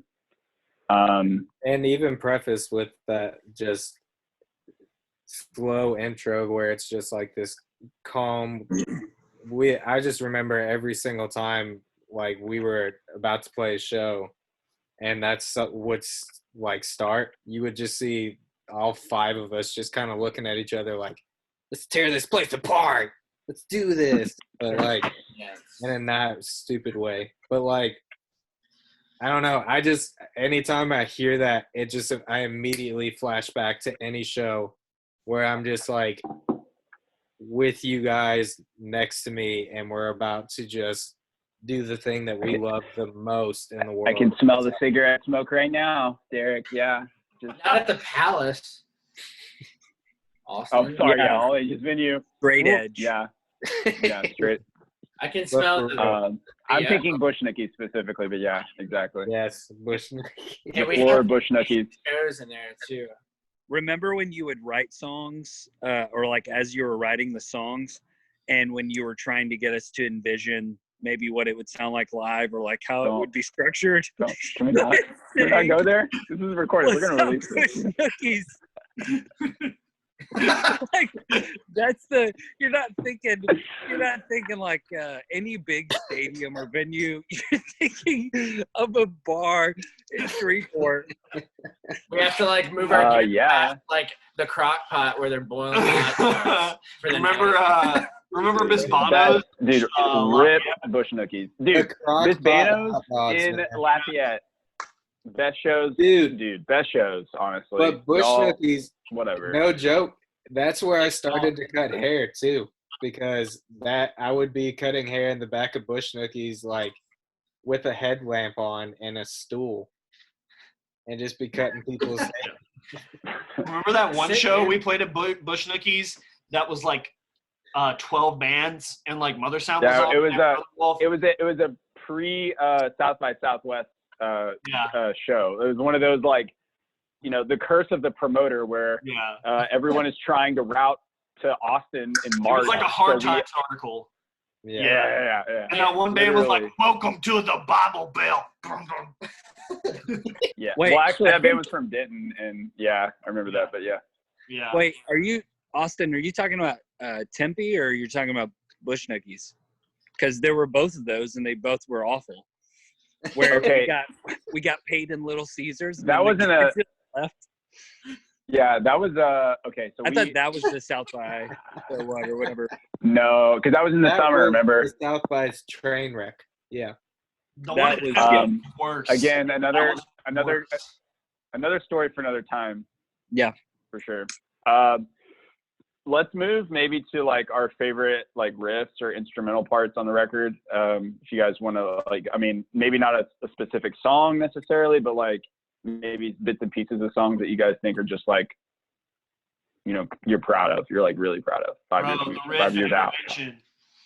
Yeah. What riff? Like the you know, the one the showcase riff. Yeah. You know. I presume in this video call we're going to describe all of the riffs with our mouth. So, I'm not going to edit this. Hey, so. That's honestly an intervention. Sorry, and I was just going to say an intervention because Corey was doing his thing. You're doing your version of intervention, but mine was more of the, you know, just that one. If that even made it. That riff is tight too. The no. That one's sick. The lead.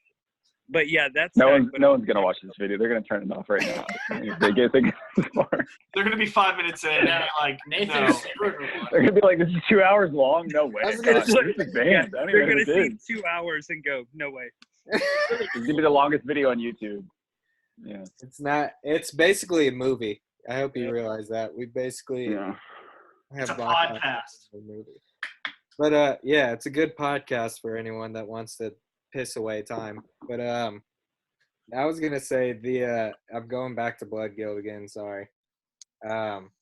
Where it's it's troublesome thought right before we go into the breakdown that I know. Look, this was good enough for us when we practiced. The chorus? Are we talking about the chorus or what?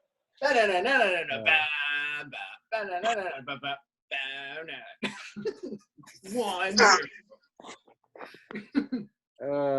Shit. Y'all, for the record, I just want to clarify, like, if there's any question about how we communicated our ideas in this band, like this. It was like this. Hey, Austin, real quick, since we've wasted this much time, can you just do one of your like 30-second breakdown? Okay, this is what I thought you were going. This is what I thought you were about to talk about.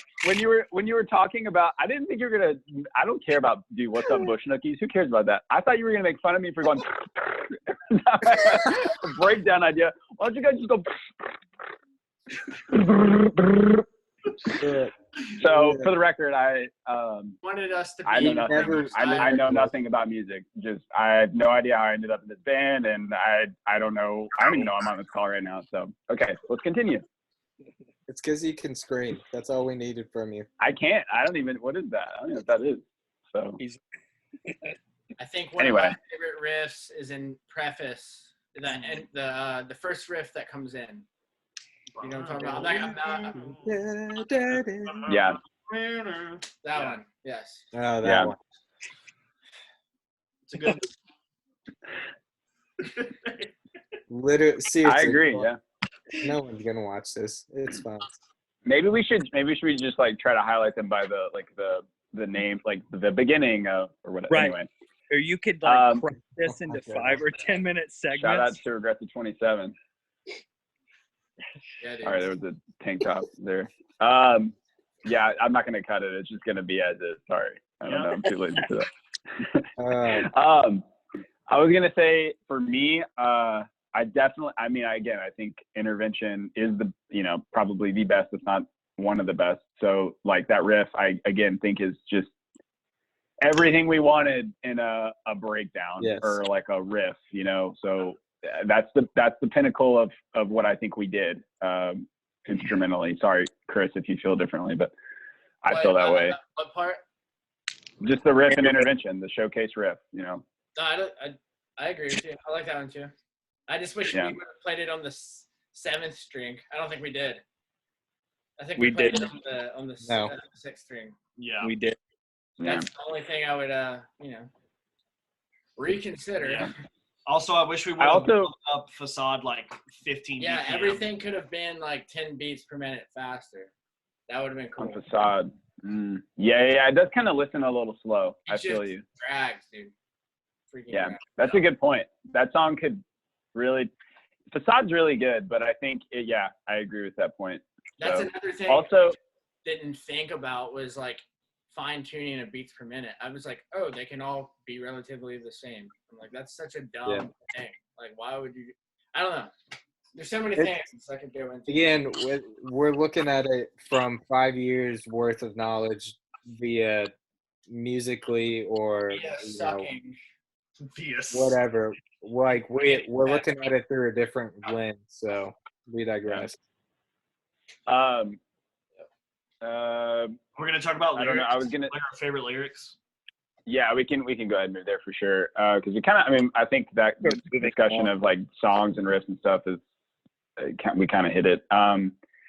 Yeah, I mean, do you guys have like, is there a main lyric, best lyric, favorite lyric off the record that still sticks around, that still has a timeless value? Mine is the one in Detachment. Sorry, Derek. No, go ahead. Mine is the one in Detachment where you say, probably not going to get this completely right off the top of my head, but it's where it's right before we go into the breakdown. And you said, like, you talk about like writing, is it the same with me, God part? They can never find their purpose. Was it the same with me, God? Like that part is like, oh my God. Like I still resonate with that so much. Though that part is, probably my favorite part in the entire album, lyrically, for sure. Yeah. I think mine is Of Youth, and If I Doubt, Will You Still Love Me, God? Because like we talked about it when you wrote it, that was like some of our biggest struggles in our walk with God, that if we ever did doubt, we were like, this is a weird thing for a Christian to like doubt the existence, and we're supposed to believe this. But yeah, I mean, like that just hits pretty much my entire faith and walk and everything. There are times that we still doubt and all that, and still ponder it. So yeah, I think mine was division is our greatest pride and joy. Ugh. I layered that. Specifically that part was my favorite part. Yeah, man. Vomit chord. Yeah, that's good. I think so. To maybe speak to what Corey mentioned earlier too. Yeah, like because we mentioned it. I just want to like kind of talk about that a little bit. So yeah, because I was really insecure about the writing process. So like, which you might not think I'm insecure because we're filming this recording this 5-year thing out. So you might think I'm really prideful about what I wrote. You might think we're all prideful given the relative scale of our band. Again, whoever's watching this at this point, if you're still watching this, I don't know why, but here we are. But I know at the time I was just really like, I don't know, like it was just a really rough process. So like the whole plot of OTDOD, given the fact that it's a plot, is it's like, am I writing my story, or is someone above me, aka God? Is there a creator or someone higher than me that actually gets to write my story? And so like there's this whole like battle being waged between I'm writing my story, or I'm, you know, like I'm dealing with the effects of my story is written and I'm just in it and it's not going the way I want, to then, you know, maybe I can write my own story, or at the end kind of like, you know, I'm writing some of it, I'm trying to write some of it, and it just isn't coming out the way I want because I took agency, and I realize I'm not perfect and I'm not anyway. But the detachment part is kind of that realization, but I snuck in sort of like, yeah, like a fourth wall kind of effect, like, because I was kind of talking in that part, I'd say like, I discontinued my writing habits. The verses were as weak as my faith without a vision. The pages never filled to completion. No matter how hard I strive to create something beautiful, the lines remained perfect. The lines remained worthless. They never found their purpose. Was it the same with me, God? And so, so at that point, you know, I'm saying, you know, I'm talking of like the character. I'm life-wise, like I'm unable to complete my own story, right? And so that makes sense in the sense of the context of the album, but also like writing, that's how I felt. So I think that is a really cool set of lyrics. And like I was talking to Ethan, who is we'll talk more about Weeping Hour and give them a plug later. But Weeping Hour.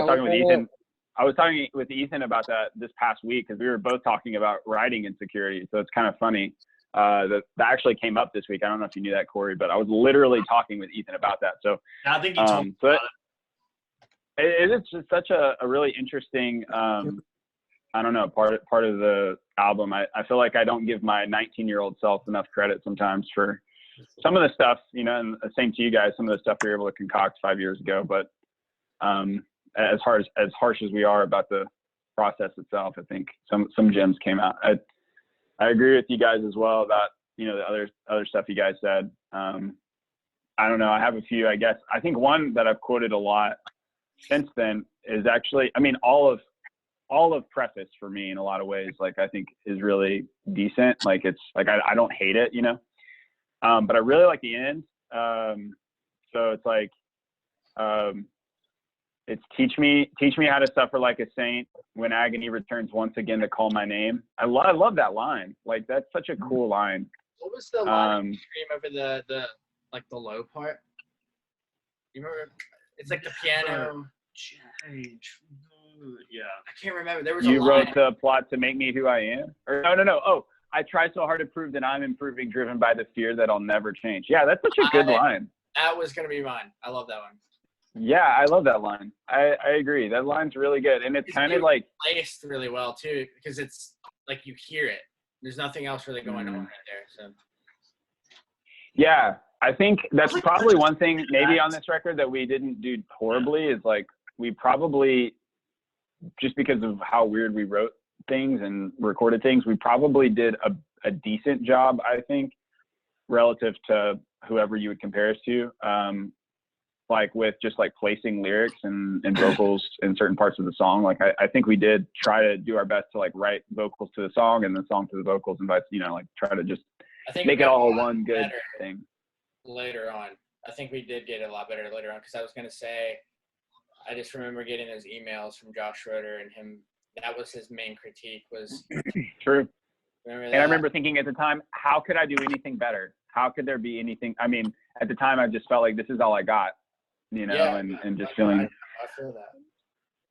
So, but yeah, I think that one is one that really stands the test of time for me. I really also like, I think in general, it'd be like those like big picture kind of like, you know, things you can take out of its context and just really like, because it is a concept album, but we're somehow able to speak to a lot of big truths. Another one would be like the Into Blood Guilt, misunderstanding caused the fear of mistakes.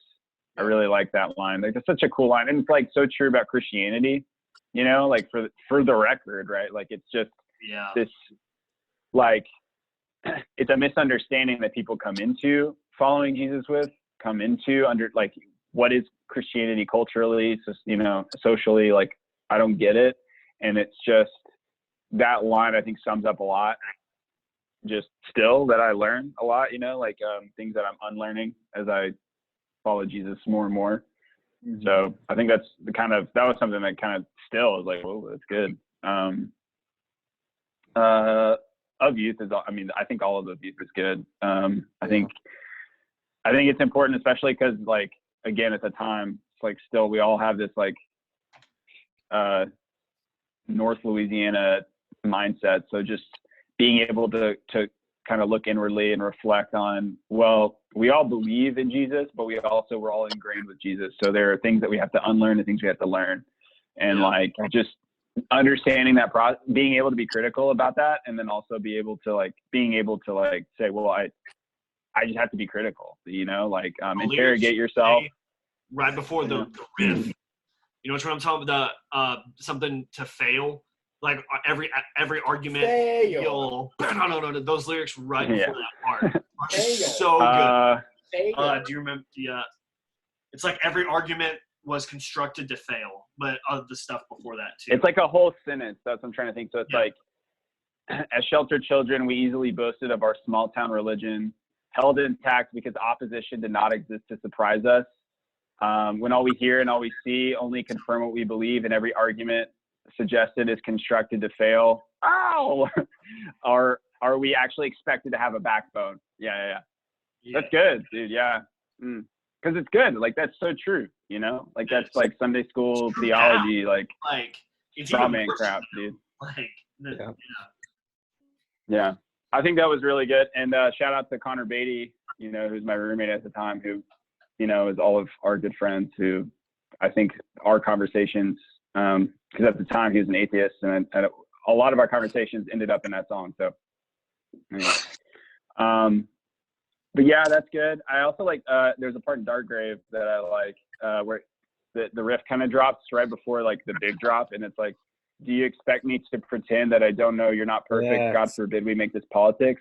I really like, so one thing I don't want to like, just like keep rambling on about certain things I like, but I'm relatively impressed with myself and our ability to write a true concept album, in the sense that like this, that feels like a dialogue. Like those lyrics, they're not like out of place, but it actually truly feels like that's something I'd say to somebody. And and it's phrased in a way that I think like it's like compelling and also like a dialogue. So I don't know, I thought that was good. And then of course Intervention, I like, there's this like certain part where I'm like kind of talking about in the beginning of Intervention, where I'm just talking about the problem. And I say this line, and I really like the way like musically it kind of comes off, because it's like this weird cadence, because I'm following the da-da-da-da-da. So I'm like, you always make it to the bottom of the bottle, but you never quite find what you're looking for. I love that. I love the way it came out. So great. Yeah, that was great. I like the layering of the never quite find what you're looking for. I love that. I think that honestly it's sick. So wait, hey, what's the chorus lyrics in Intervention? Don't you want the words you sing to have meaning again? It's clear to see you've lost your heart in the midst of reality. Something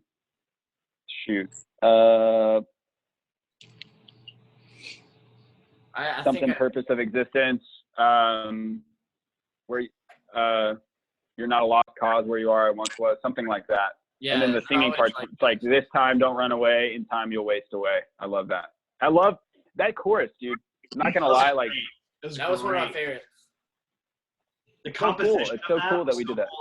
Like the riff underneath it, like it was like a chorus, but it was like a riff playing underneath it with like this very open like feeling. It was really cool. Had that like Phrygian vibe, really dope. I just don't know where we got that idea from. Like, it's not like really, I don't feel like it really takes from any particular inspiration that we have. Like, it's not really nu metal like you compare that to any chorus of any, I don't know, what is that? Like, yeah, but it's cool. It's way more like, I guess, like djenty than anything, maybe. Like maybe prog-ish or whatever. I don't know. Yeah. I don't know. Yeah. That's the thing. It's like I wasn't overthinking it in a lot of ways. Sometimes being naive and just writing. Sometimes. Yeah, it's true. Yeah. I mean, it's true. Sometimes you're not scared about what. Yeah. Okay, so I think maybe we could wrap up. Like, there's so much to talk about. I'm sure we didn't hit all of it. And we've probably been talking for 2 hours. I really have no idea. I haven't been keeping track. But maybe we could conclude, and this can be a while. We can talk about this for a while, but like conclude on things that we would change on the record, like things that like specifically like, oh, I'd add this here, or I would maybe do something different here. Open the floor up to that question. So what do you guys think? I would want to do some rewrites, and in terms of, I think in my head, like, and I don't know if I had enough confidence to really like beat this into you guys as a friend and like fellow songwriter, but there were times where like learning music, I just learned that a lot of what you were writing really needed to just embellish the emotion of what is being said.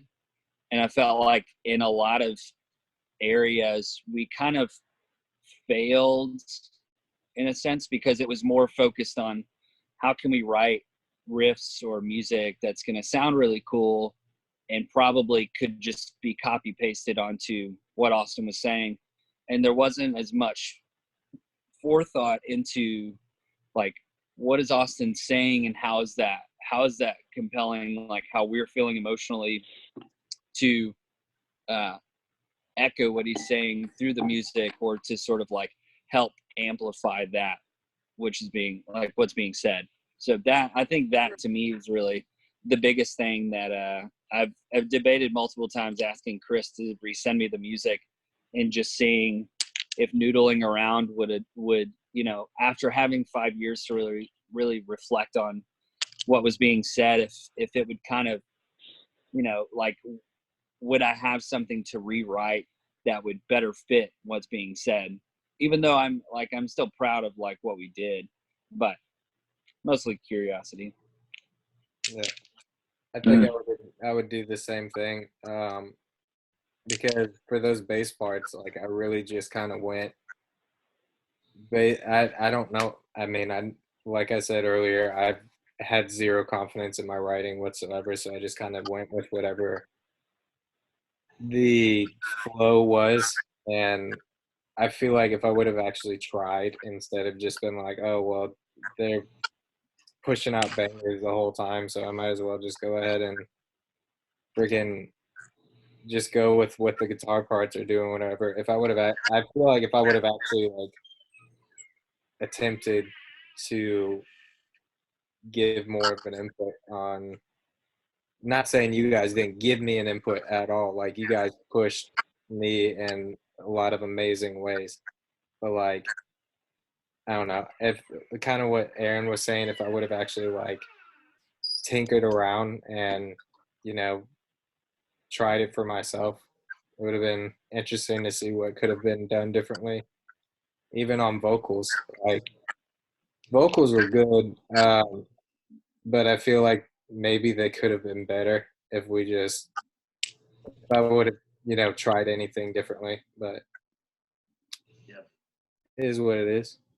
I'm not mad at them. I don't hate them. I'm not sitting here being like, oh, that's disgusting. I wish we would have. No, I mean, like, That's me. Yeah, you're not Chris. Yeah. I don't want to set the album on fire every time that someone mentions it, but Yeah, I do. yeah, like they're good parts. They're definitely good parts, but like I feel like I'm always gonna feel like maybe we could have done something differently. Yeah. See where it could have gone. I wish that we could go back and if Chris had all the stuff he has now, and he could add things that he has now into those songs. Like, that's what I wish we could do. I think in terms of the production side, like I said towards the beginning, I think like songs like Final Words and Insincerity, I think we could have made Insincerity like so much better than it actually turned out to be. Like, I think we could have made it like, Insincerity is my big. If I had to pick a song that I would have just completely redone off the album, I would say Insincerity, Yeah, I think I'd have to agree. And I don't think it was necessarily like the composition or like the way. I think it was just the way the way it translated from Guitar Pro in our heads to actual recording was not there. I think it was just not the way that we wanted it to be. And I think if I could go back and we could just redo that and just like re-record stuff and like Chris record things here and like stuff, it would actually turn out like really amazing. Like it would be really, really good. I mean, with like the soundscapes, like I had zero concept of what that even was. Like that wasn't even on my, like I just thought that stuff happened in the studio. Like I thought it just happened.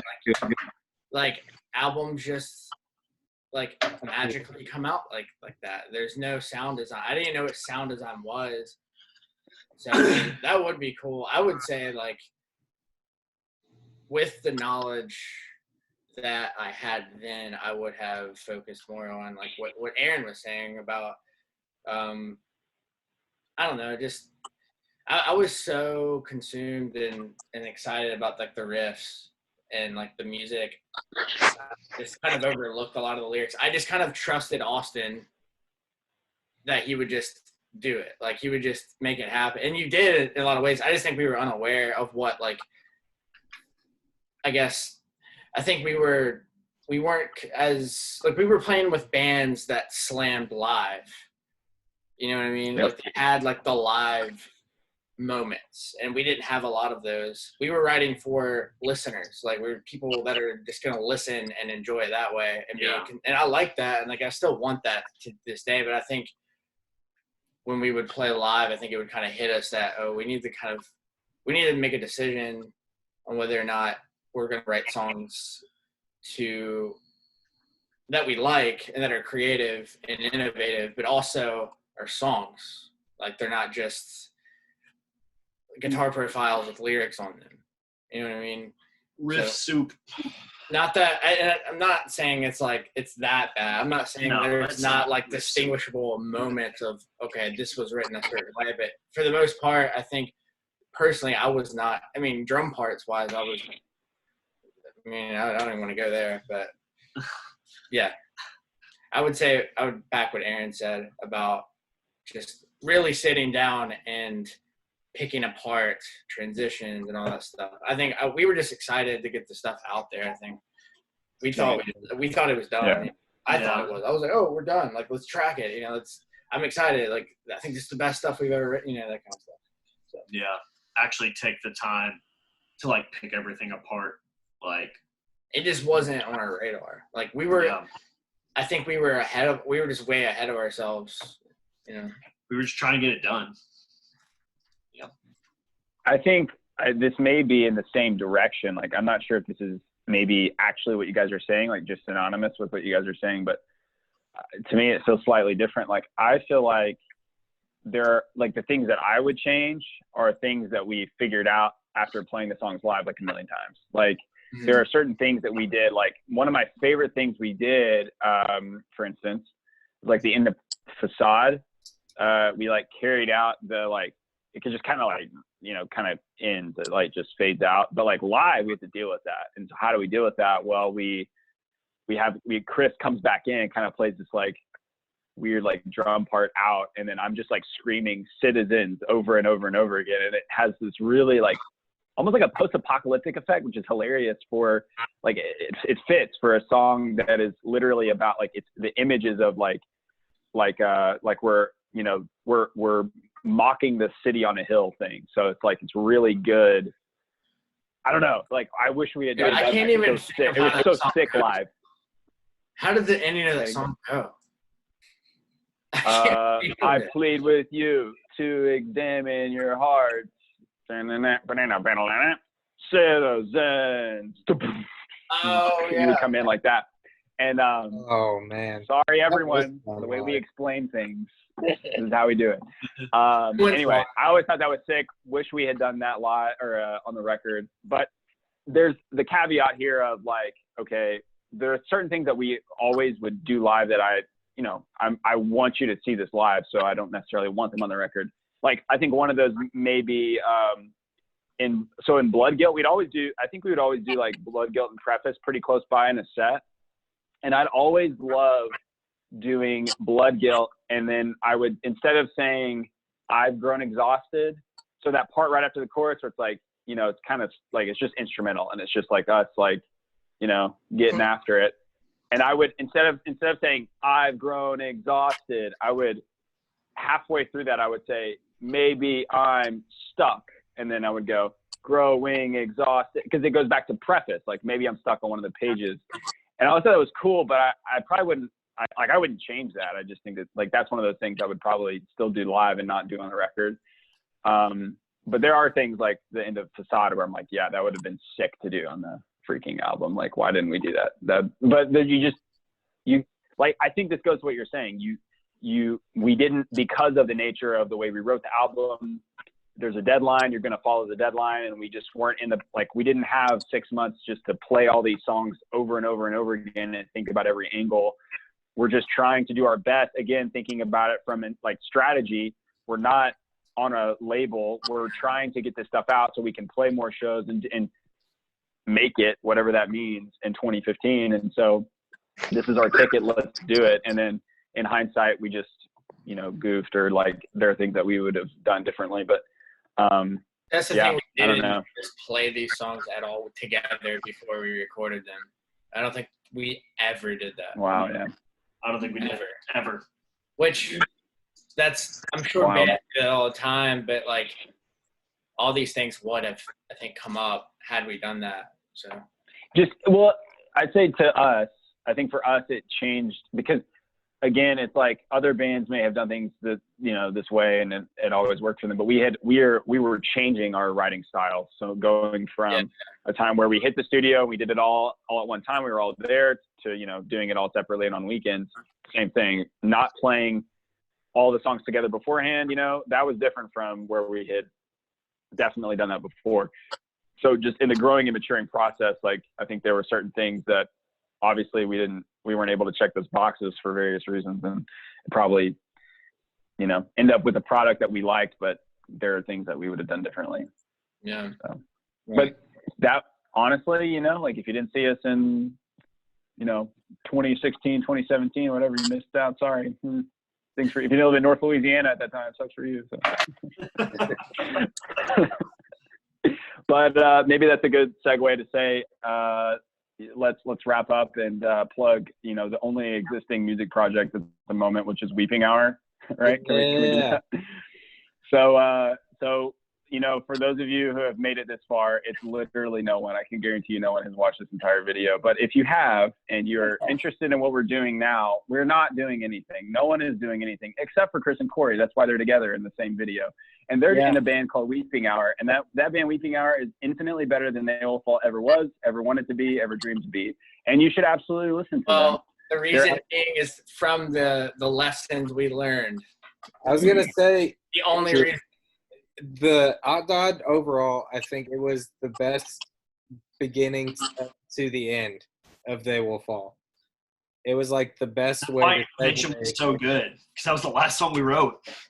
It was the best segue to Weeping Hour because, like, you guys are slaying it. Your new album is phenomenal. I'm phenomenal, Falcons.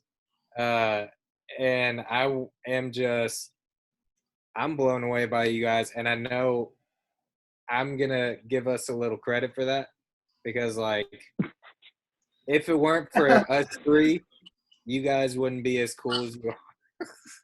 No, but for real, I agree with that. you guys are killing it.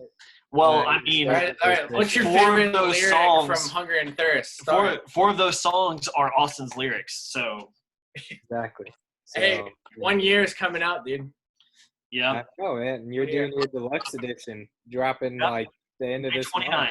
May 29th is Here, I'm gonna plug it real quick. Let me share my screen here. June 27th, the album came out, boy. no, I'm saying deluxe edition comes out on May 29th. Here we go, so everyone can see it. So the deluxe edition. Tell us what that includes. I actually haven't talked to you guys about this. So plug it real quick. Tell me what you guys are doing. The deluxe edition comes with instrumental versions of all the songs. So it will be the album and then the album that? instrumentally, and then we're Actually, I also don't think we're releasing. We can't really re-release the song we released. I think that we can't do that. yes, you can. Oh. You can. Okay, maybe do that. Gotcha. Never It's mind. being, it's, maybe Weeping Hour needs to get No, the no, PR together before they get on a Yeah. Yeah. video like this. Keep Playlist. arguing about it on this. Who's yeah. doing y'all's PR? Who's doing that? Who's running that? I'm just kidding. No, I got it confused. You can't. Chris doesn't know what he's talking No, about. shut up. Okay. You can't put All right, a song all right. on a playlist, on a Spotify playlist that has been released before.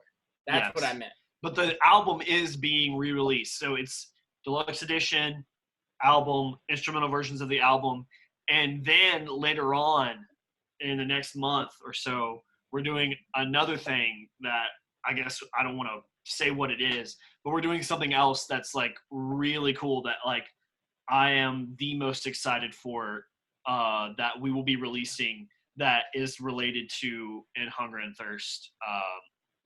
That is coming up as well. And then we'll be releasing more about that soon. It doesn't have anything to do with these playthroughs, or does it?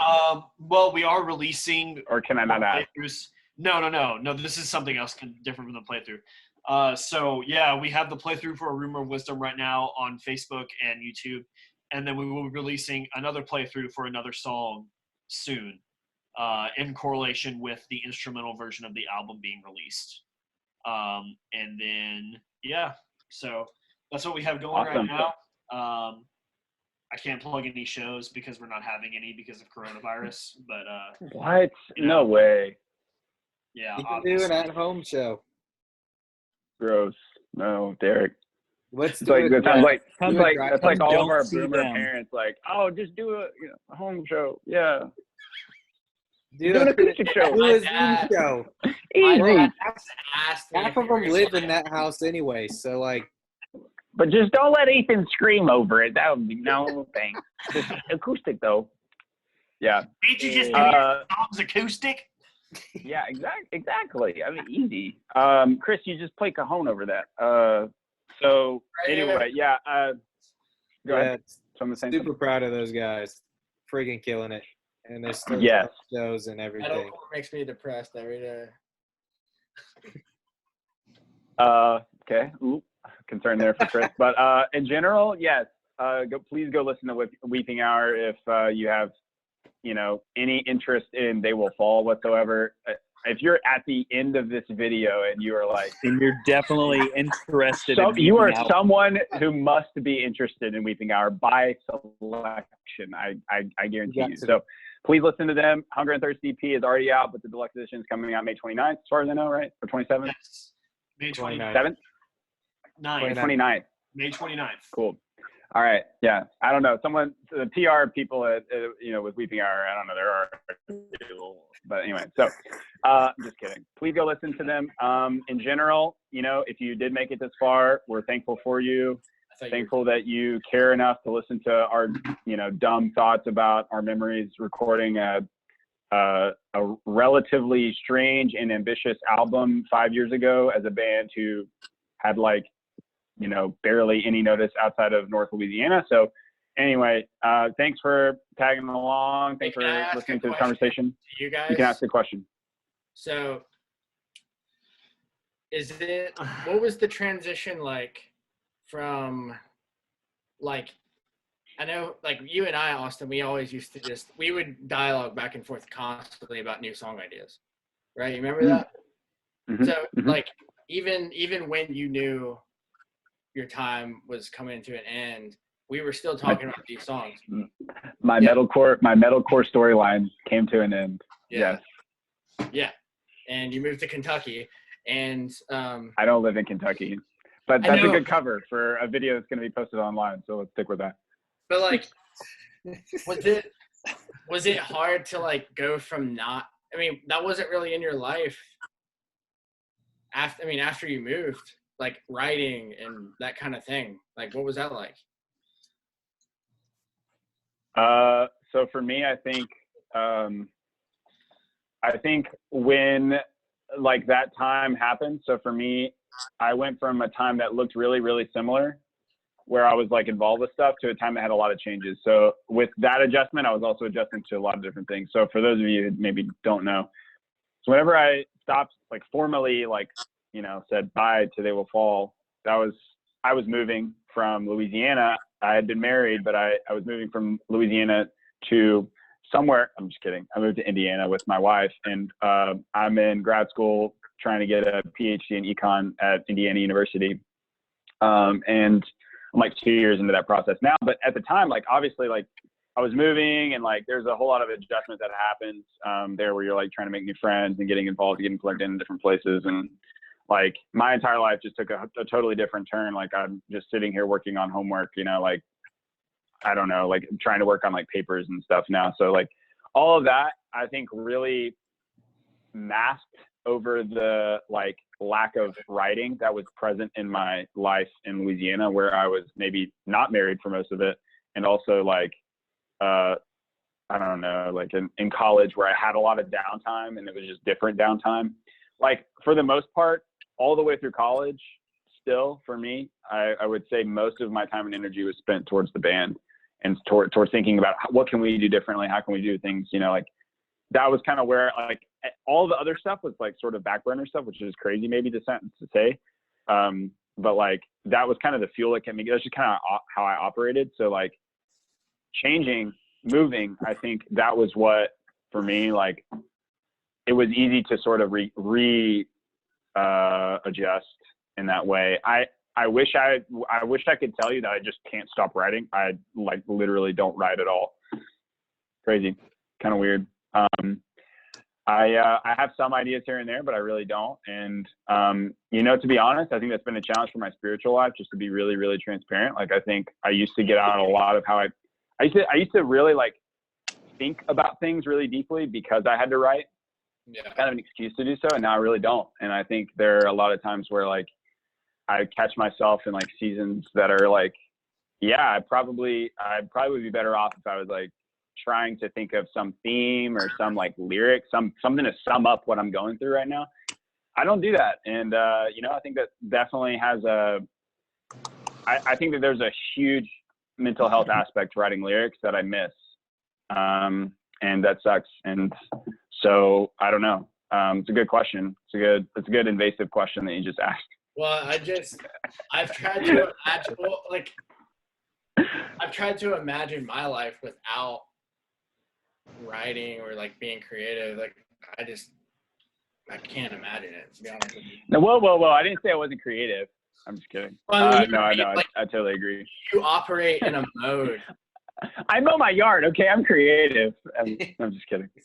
I mean, you operate. Yeah. You just said like like it was second nature. That I have spare time. I'm going to write lyrics. Yeah, it was just totally different. And again, I think part of it is like, I mean, to be honest, like I think actually getting married was probably the first step in that process, because like getting married, your priorities orient. I mean, as we all know, getting married is the death of your music dreams, but getting married really did like reorient the time I spent that I used to spend just by myself, you know, like even when I was dating, obviously like that just wasn't the case. Like I was at home and I would be able to sit down and just think for hours and not get distracted. Like, I don't know, like I just can't, I don't know, like that just doesn't happen anymore. And that probably started when I was in Louisiana anyway. And when we were kind of sort of transitioning from what we knew They Will Fall was to what Weeping Hour was going to be. Yeah. It just kind of, and I'm thankful for that process too, because I think that's what made it clear. Like that was really good and smooth and good for everyone and kind of a win on all sides, I think. But during that time I don't think I was writing as much either. I think I was just finishing up what I was already working on. So. Yeah. I was just curious. Yeah. I mean, I'd love to hear Aaron and Derek's input on, you know, what their time has been like. If they have any thoughts about, because like, I know Aaron for a while was like trying to learn how to record and stuff. I actually don't know are you still trying to do that, or like what, like, are you completely out of the music game? What's that look like for you? Yeah, I think without it sounding like I'm blaming anyone or anything, but around the time that you left, I think I was You about to trying roast to, me. huh? You about to roast me? I'm just kidding. I was like, okay, guys, finally we can be musical. We can have musical success. The blockade is gone, and we can finally enter into the promised land of record deals and music. And then the next day it was like, hey guys, my wife's pregnant. So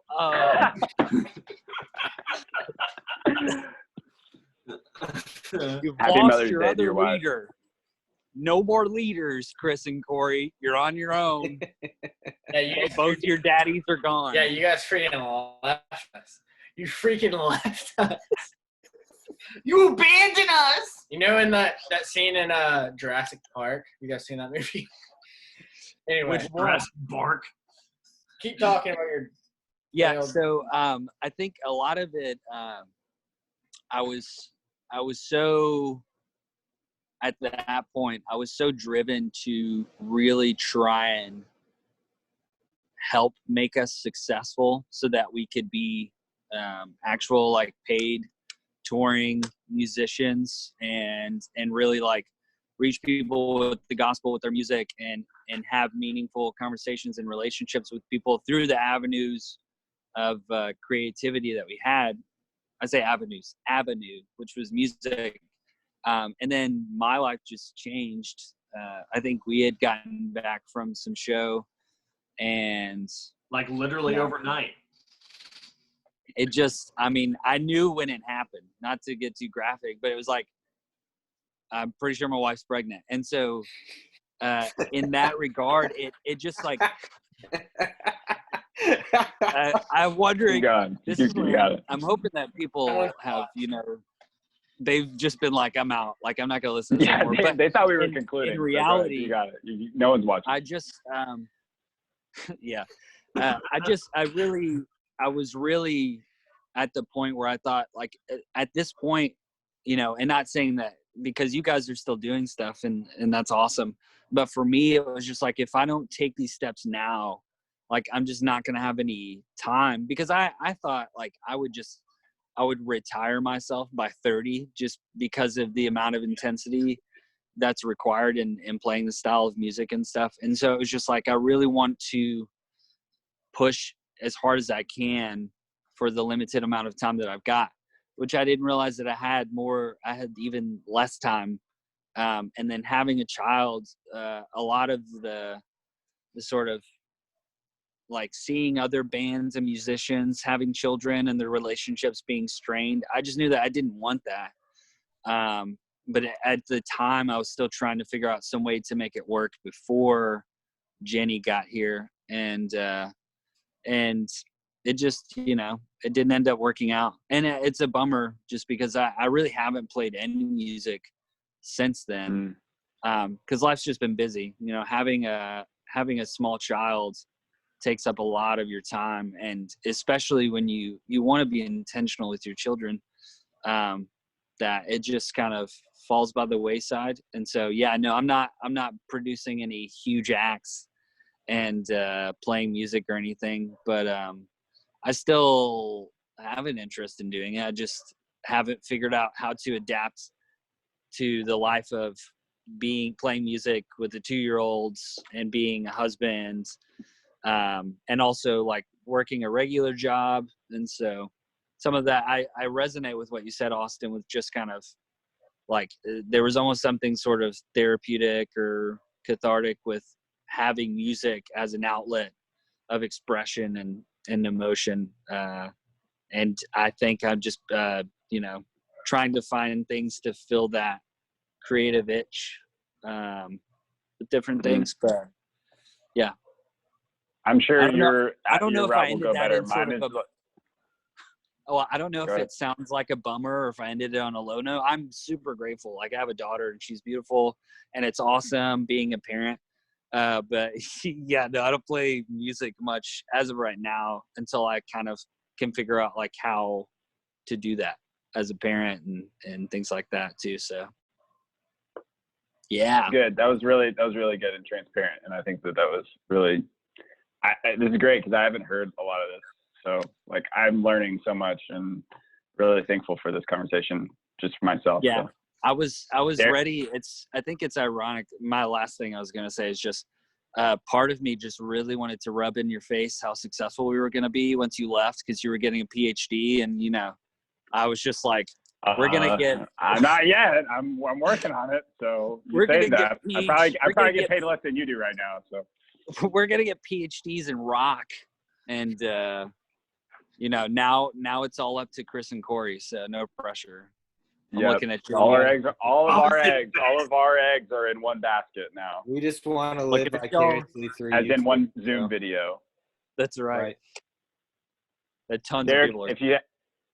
I would say, Derek, if you want to throw any more into that, go for it, and then we'll just wrap up from there. That'd probably be the best thing to do, since this is going to be a 3-hour video at this point. So Yeah. My phone's gonna die too. So I just hope my computer just doesn't crash trying to save this video. Anyway, go ahead, Derek.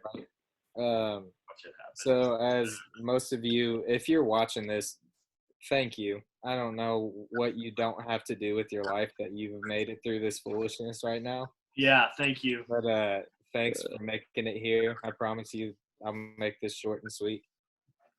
But as most of you know, I was the first one to leave, and I said this in my If you keep up with They Will Fall lore.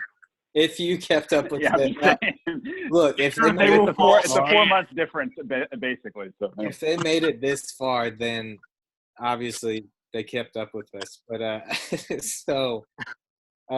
yeah, I left. There was no bad blood. There was nothing wrong. There was no they weren't treating me as crappy as or worse than they normally were. So let me say that.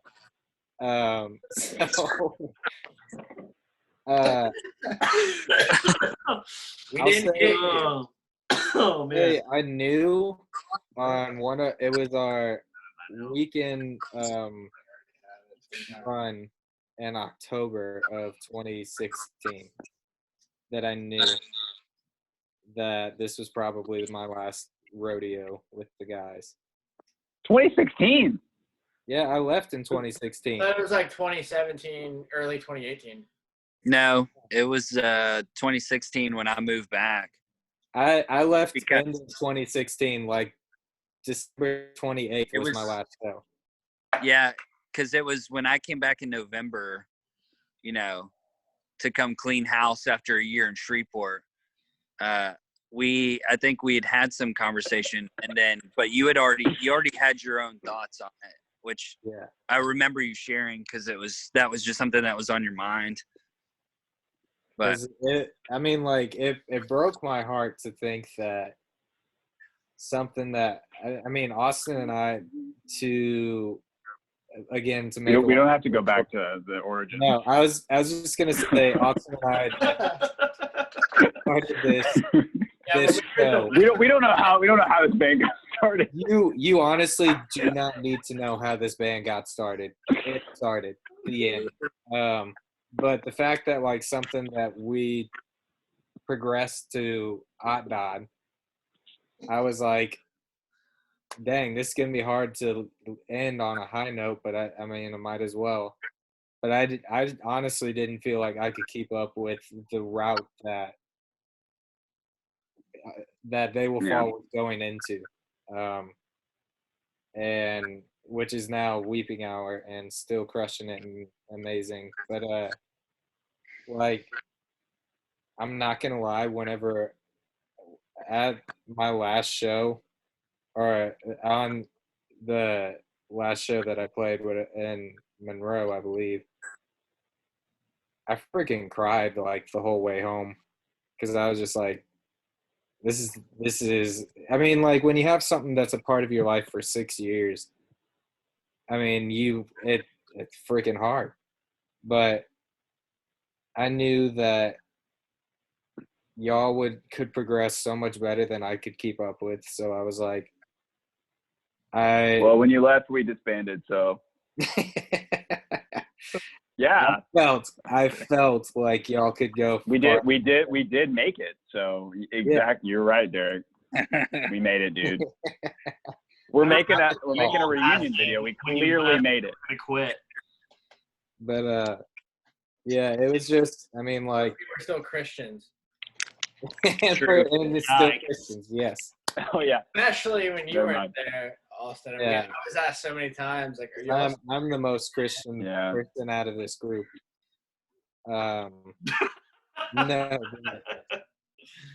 should but write more Christian riffs. yes. But yeah, I was bummed. I was super depressed for a few months actually. But I got engaged to the most amazing woman who's sitting, for some reason, has been sitting next to me this whole time. Wow. Y'all are in quarantine. What else is gonna All happen? of this crap. You know. Yeah, she's probably the only person that will listen to every word that's happened in all of this. So, and You we also had have a the, beautiful Probably. daughter. Because she didn't have a choice. yeah, we bought a house in the same year that we got engaged and married. Like, I left the band, got engaged, bought a house, got married. Folks, he Within, broke out for real. The metalcore upgrade, he left it behind. You know what I mean? yeah, He did it. I went He got out. to the suburban life, man. What's up? Yeah. No, but yeah, like musically, I'm playing for, yeah, I live 2 blocks away from Chris and Corey, and we see each other at Dro. We see each other at Corey's Wharf. But- or when Chris is walking to the gas station. Yeah. But that's honestly because we're all so freaking busy and now quarantined, so like we can't really go anywhere. But We're real busy over here. yeah, it's just I mean, like, I've started writing music again after 3 years of being out of the band. I finally decided that I was gonna start writing music. Is any of it worth anything? Probably not, but it made me feel, because for a while I had my whole identity, my whole music identity in the band. And so when I left the band, I was like, well, I can't do music anymore. So, which is not true. I just put that in my brain. And now I play for my church a lot, and I teach kids how to play worship music at our church. But yeah, now I've just started writing music again and recording it all on my phone with old GarageBand. Thank Nice. you, Apple. I will Nice. plug Apple right Music now, world, watch out. right? Watch out, Yeah. Spitfire. But no, but yeah,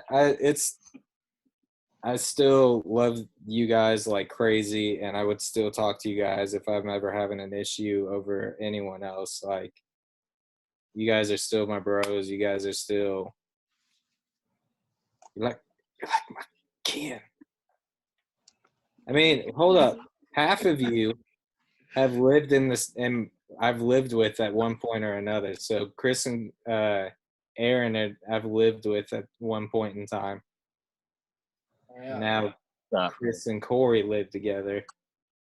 And our other guitar player in Weeping Hour, McCall, also. Yeah, and old Mackle. Nice. Yeah. So Austin, you were wrapping up. That was a Yeah, we should probably conclude before we give away the whereabouts of where we all live. Let's call it. Hey, seriously, if you watch to the end of this video, you're amazing. We'd love to hear if you have any comments about OTDOD or any thoughts 5 years after it's released. Please let us know. We'd love to, read them. We'll read through them all and think about, that with you. We'd love to do that. For anyone who has supported us, in the past and is, again, interested in this, we're just really thankful for the ability to have ever done this in our life, in our lives. Like, just to be able to engage in this has been really awesome, and just something that we look back on with a lot of thankfulness and gratitude. And anyway, yeah. And then again, go listen to Weeping Hour. They're way better than we ever wanted to be or dreamed to be. So please listen to them. And yeah, thanks for watching, and stay safe during quarantine stuff. You know, yeah. Okay. Hey, Let me go. figure out how to actually stop recording this video. Here we go. Hold on. Sorry. Before you start, you know, saying weird things.